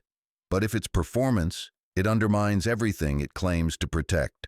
That quote made the front page of the Washington Post the next morning. Opinion columns called it the line that split the aisle. Her approval among the public spiked again, and so did the attacks. Commentators accused her of elitist arrogance. Others called her the last moral voice in a cynical age. The truth was simpler, she was just tired of being symbolic. One evening, she walked past a bar where a political talk show played on the TV above the counter. The host mentioned her name casually, as though she were a celebrity, not a sitting judge. People debated her like they would an actor or an athlete. She stepped back into the cold night air, shaking her head. The more America talked about justice, the less it seemed to understand it. At home, she sat on her couch and opened a letter that had arrived earlier that day. It was from Danielle Rivers, the former law student who had once written to her after the original confrontation. Now, she was a public defender in Baltimore. The letter was brief. "Every time I walk into a courtroom and someone doubts I belong there, I remember how you stood that day. You didn't just change the law, you changed how we stand." Lorraine folded the letter carefully and placed it on her desk. For all the noise outside, it was these small, unseen ripples that mattered most. By the third year, the reforms she'd inspired had become institutionalized mandatory training, anti-bias review boards, new judicial mentorship programs. Yet alongside progress came fatigue. Some officers complained the reforms made them hesitant. Some judges grumbled about new paperwork. The country, as always, moved between backlash and balance. Then came the scandal. A leaked video surfaced showing a police union fundraiser where senior officials mocked the Hayes laws. The footage showed laughter, applause, and a line that ignited outrage. "Next time, we don't film it, we fix it off camera." The public backlash was instant. Protests reignited in cities that hadn't seen demonstrations in years. Reporters swarmed, and suddenly everyone was asking the same question. Had anything really changed? Lorraine watched the footage in her office, feeling that old chill crawl up her spine. The faces were different, the language newer, but the arrogance was the same. The problem wasn't individuals, it was culture, the illusion that power excused disrespect. When she addressed the media days later, she spoke carefully, choosing her words like stepping stones across a river. "Change is not a straight line," she said. "Every reform will be resisted. Every truth will be tested. But progress is measured not by perfection, but by persistence. We are not finished." Her statement was short, unsentimental, but it resonated. The next morning, major networks aired it without commentary. It was one of those rare sentences that silenced pundits for a moment. In the following months, internal investigations uncovered misconduct at multiple police chapters, and several officials resigned. The Attorney General cited systemic arrogance as a key issue, echoing Hayes's language word for word. She didn't celebrate. She simply returned to work. By winter, she had been on the bench for nearly 17 years. Her hair had streaks of gray now, her face calm but lined from years of restraint. When younger clerks asked her if she ever grew cynical, she would smile and say, "Cynicism is easy. Constancy is harder." On her final day before taking a short sabbatical, she walked into courtroom 4B alone. The benches were empty, the air quiet. She ran her hand along the grain of the wooden desk, feeling every scratch, every imperfection carved by years of use. She thought about that first confrontation, the sound of Rachel Morrison's voice echoing through the room, the shock, the silence, the decision that would follow her forever. Then she thought about all the voices that had come after the students, the lawyers, the cadets, the critics, every one of them part of the same conversation, whether they knew it or not.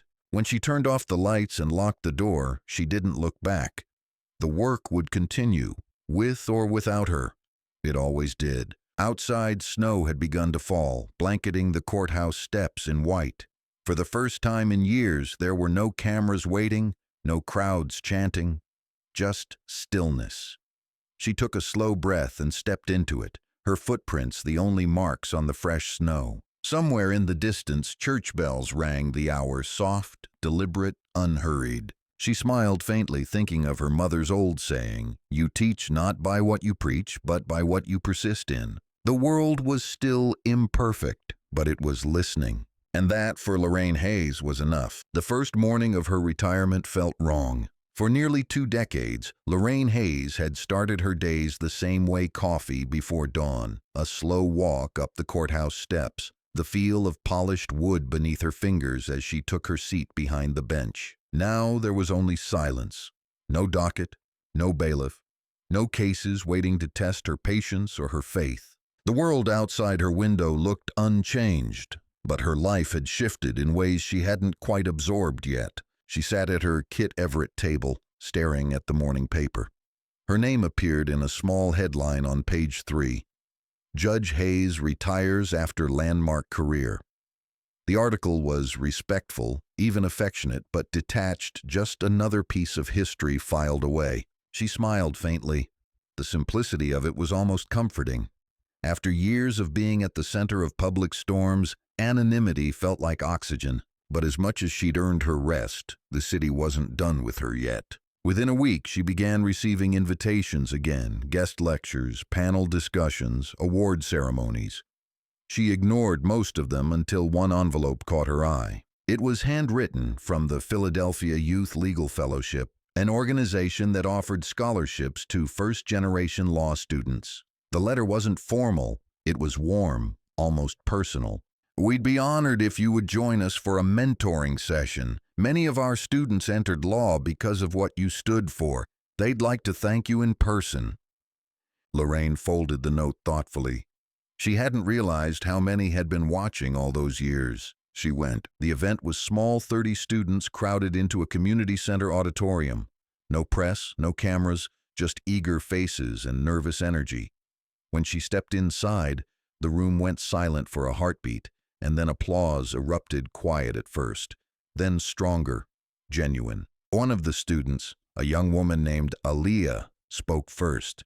"Judge Hayes, when I was in high school, my civics teacher showed us the video from your courtroom. I didn't understand everything back then, but I remember how you didn't raise your voice, how you just stood there, calm, while that officer tried to tear you down. I wanted to be like that. I wanted to be that kind of strong." Lorraine felt a lump rise in her throat. She didn't answer right away. When she did, her voice was quiet. "Strength isn't loud," she said. "It's consistent. It's the choice to keep standing when sitting would be easier." They talked for hours about justice, about doubt, about what it meant to hold power without letting it hold you. When it was over, the students crowded around her, asking for advice, for mentorship, for reassurance that they could survive what she had survived. As she drove home that evening, she realized something she hadn't allowed herself to feel in a long time: purpose. She might have retired from the bench, but her work wasn't finished. It was simply changing shape. Over the next year, she began teaching part-time at Temple University's law school. Her course was called Ethics in Authority. The syllabus was simple case studies, open discussion, reflection on real decisions with real consequences. She made it clear from the first day that she wasn't there to lecture. "I'm not here to tell you what justice looks like," she told her students. "I'm here to ask whether you're ready to uphold it when no one's watching." Her classes filled up every semester. Sometimes, when she walked through the campus courtyard, she overheard students quoting her to each other, repeating her lines like scripture. "Respect isn't demanded, it's earned. Silence isn't weakness. Accountability is protection." She didn't correct them. She just smiled. It was strange to hear her words, living separate lives out in the world, reshaped by voices younger and braver than hers. Meanwhile, the world kept shifting. New scandals replaced old ones. The reform laws she had inspired were tested, amended, challenged. Some states tried to roll them back, others strengthened them. But the essence remained training, transparency, respect for the bench. Even those who had once opposed her came to quietly accept that the change was irreversible. The Hayes precedent had become more than a case, it was a cultural compass. Then, one afternoon, during her second year of teaching, she received a message from an unfamiliar number. The text was short. "I'd like to see you, R." She stared at it for a long time before realizing who it was. Rachel Morrison. It had been more than a decade since the confrontation. Lorraine hesitated, unsure whether reopening that door was wise, but curiosity, or maybe forgiveness, tugged at her. They met in a small cafe on the outskirts of the city. Morrison was nearly unrecognizable. Her once perfect posture had softened, her hair streaked with gray. She wore plain clothes, no badge, no uniform, just an ordinary woman carrying too much history. For a moment, neither spoke. Then Morrison said quietly, "You look the same." "And you look at peace," Lorraine replied. Morrison smiled faintly. Took a long time to get there. They sat in silence for a while, two people bound forever by a moment neither had planned, but both had survived. "I wanted to tell you," Morrison said finally, "that I've been speaking at police academies, small ones. I tell cadets what I did wrong, what it cost me, how it felt to be blinded by my own pride." Lorraine studied her face. "And do they listen?" "Some do," Morrison said. "Some just nod and move on, but a few really hear it, and that's enough." Lorraine nodded slowly. "It always is." Morrison hesitated, then added softly, "I never apologize properly, not just for the words, for the arrogance, for thinking your position was something handed, not earned." "You just did," Lorraine said gently. They parted without ceremony. No handshakes, no grand gestures, just quiet understanding that time, while it couldn't erase, could sometimes redeem. A month later, Morrison sent her a letter. Inside was a quote printed in neat handwriting. "The measure of a person is how they behave when power is taken away." Beneath it, Morrison had written, "You taught me that." Lorraine placed it beside the first letter Morrison had sent years earlier, the angry one she'd never opened until now. She read them both, back to back, then tucked them into a folder labeled Lessons. Life after the bench suited her. She spent mornings walking through the park, afternoons mentoring, evenings reading old case files she couldn't quite let go of. She still received mail from strangers, some grateful, some furious, some confused, but she'd stopped taking any of it personally. People wrote to symbols, not to humans. She understood that now. Occasionally, journalists reached out asking her to comment on new court controversies, judges under fire, police misconduct trials, viral courtroom clips. She declined every time. "The record speaks for itself," she'd say, and it did. One spring morning, she received a visit from Justin Clark, now a public defender and community advocate. He had once live-streamed her defining moment. Now he represented those who couldn't afford counsel. "I wanted to invite you to our outreach program," he said. "We're teaching teenagers about their rights, how the system works, what fairness really means." She agreed. The next week, she stood before a room full of teenagers who looked half bored, half curious. She didn't talk down to them. She told them what she wished someone had told her when she was their age, that justice wasn't a statue or a slogan, but a series of small human decisions. "Don't wait for heroes," she said. "Be the decent person in the room. That's how change really starts." When it ended, one boy raised his hand. "Ma'am, were you scared that day when she yelled at you?" Lorraine paused. "Yes," she said. "But courage isn't the absence of fear. It's doing the right thing while your hands are still shaking." The room went quiet. Then, one by one, they began to applaud. As the years went on, she became less a public figure and more a legend whispered about in classrooms and seminars. Her former clerks went on to become judges themselves, often quoting her rulings, often inviting her to speak. She always refused the spotlight but accepted the teaching moments. When she finally moved out of the city, the courthouse held a small, private ceremony in her honor. No cameras, just colleagues, students, and friends. Malik spoke briefly, his voice rough with emotion. "You showed us that integrity isn't a performance," he said. "It's endurance." Lorraine didn't give a speech.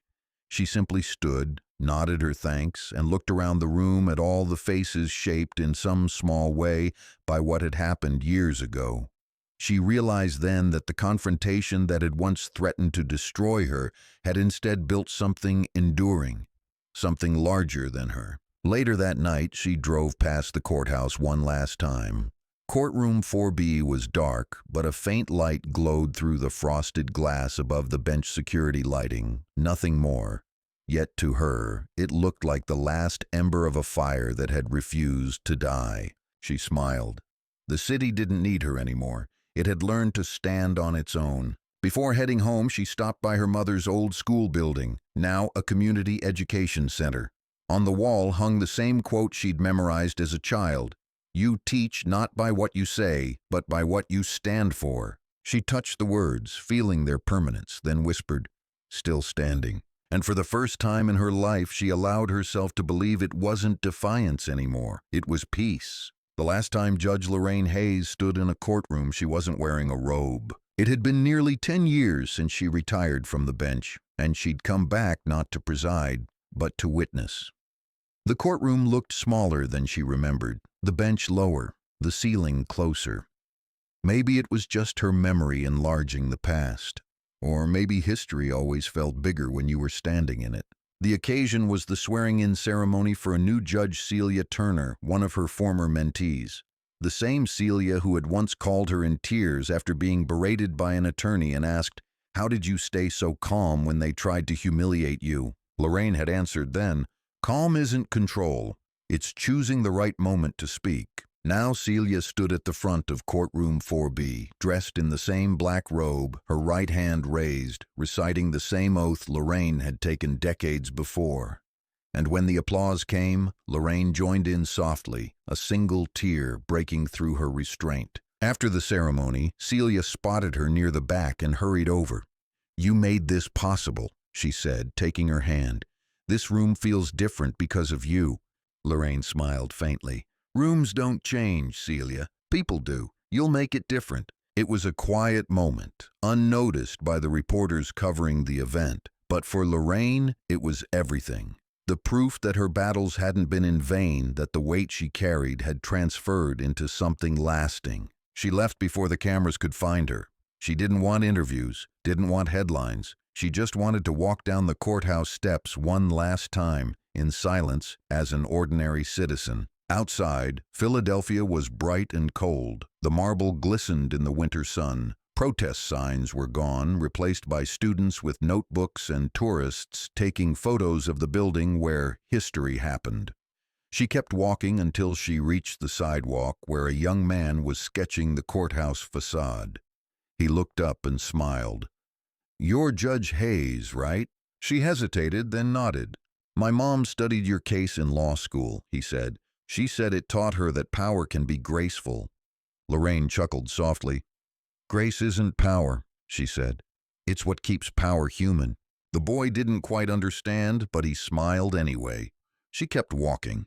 That night she sat on her porch in the small house outside the city, a mug of tea warming her hands, the faint hum of life drifting in from the streets below. The world had changed again, new faces, new issues, new outrages. But in some ways, it was the same. The headlines were still loud, the silence of ordinary decency still drowned beneath them. But she'd learned something over the years. Noise fades, records remain. The truth, once spoken clearly enough, outlives the shouting. She looked out at the sky, thinking of everyone who had crossed her path. Brianna Reed, her loyal clerk, now a chief court administrator. Malik Johnson, still fighting civil rights cases well into his 60s. Justin Clark, the former student turned defender of the poor. And Rachel Morrison, who, she had heard through the grapevine, had passed away quietly the year before after a brief illness. When Lorraine received the news, she didn't speak of it to anyone. She just went to her office, opened the drawer, and reread Morrison's final letter, the one about power and humility. She kept it beside her mother's photograph, two reminders of how struggle could either harden you or refine you.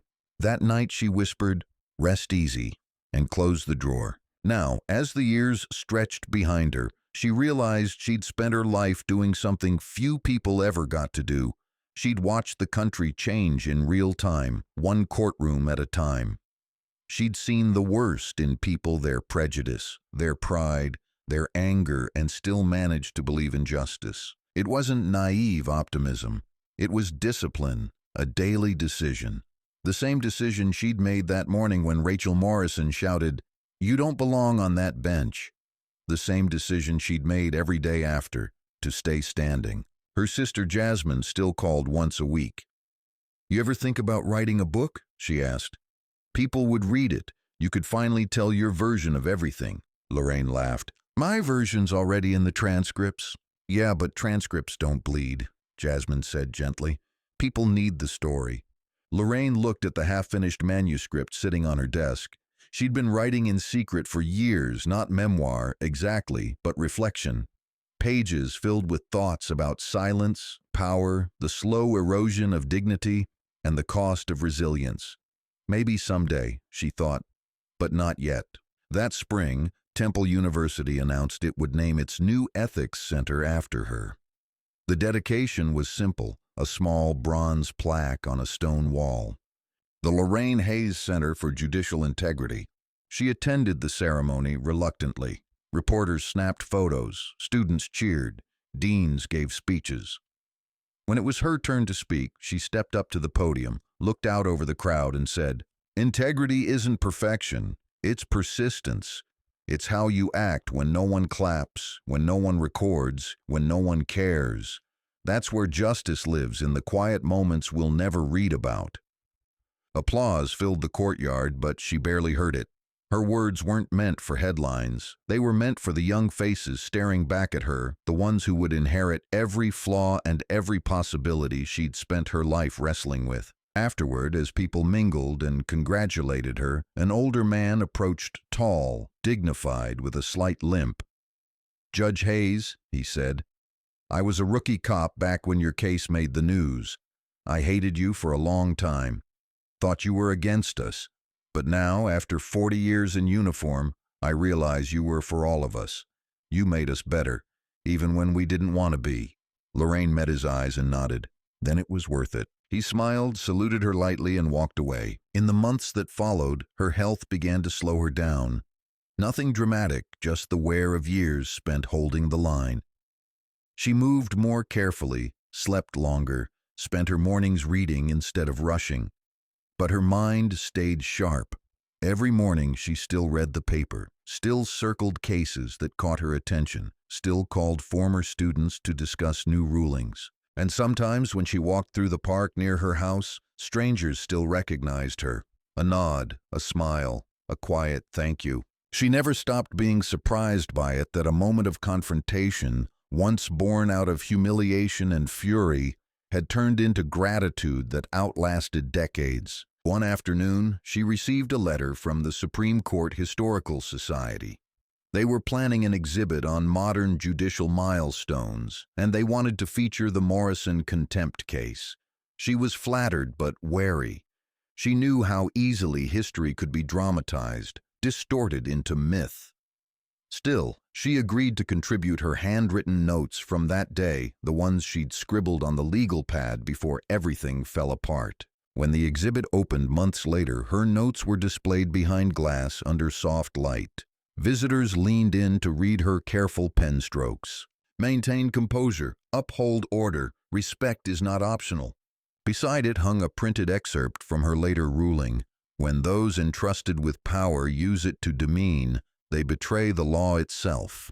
The placard beneath simply read, "Philadelphia County Courtroom 4B 2025. Standing before it, years later, Lorraine thought of all the people who would walk past that display: school children, tourists, young lawyers.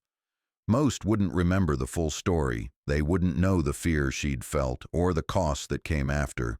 They'd just see the gavel, the robe, the handwriting, symbols. But maybe that was enough. Maybe the point of legacy wasn't accuracy, it was endurance. That evening, as she left the museum, she found herself walking slower, feeling the evening wind against her face. The city lights reflected in her eyes. The noise of traffic, the faint echo of distant laughter, all of it felt alive, reassuring. She'd spent a lifetime fighting for civility in chaos. Now, in the quiet hum of a city at peace, she finally heard it. At home, she sat down at her desk and opened her journal. On the first page, she wrote one final entry. Justice is not the voice that wins the argument. It's the silence that refuses to surrender. She closed the book, placed it beside her old gavel, and turned off the light. Years later, when she passed away peacefully in her sleep, the city mourned her like it mourned the passing of an era. The courthouse flags flew at half-mast. Law students left flowers on the courthouse steps. Judges from across the country attended her memorial. Even those who had once opposed her reforms sent statements of respect. At the ceremony, Celia Turner, now Chief Judge of the Philadelphia County Court, stood at the podium. Some people hold power, she said. Others define it. Judge Hayes taught us that the law's strength isn't in punishment, but in patience. She reminded us that dignity doesn't shout, it stands. Outside, as the crowd dispersed, the courthouse bells rang softly across the city. Inside courtroom 4B, the light through the stained glass window caught a plaque newly installed beside the bench. It read, "In this room truth stood its ground." The sunlight touched the words and scattered them across the empty seats. And somewhere, in that stillness, it felt as if the echo of her gavel, firm, measured, unyielding, was still there, reminding anyone who entered that justice, at its purest, is not a performance. It's the promise we keep when no one's watching,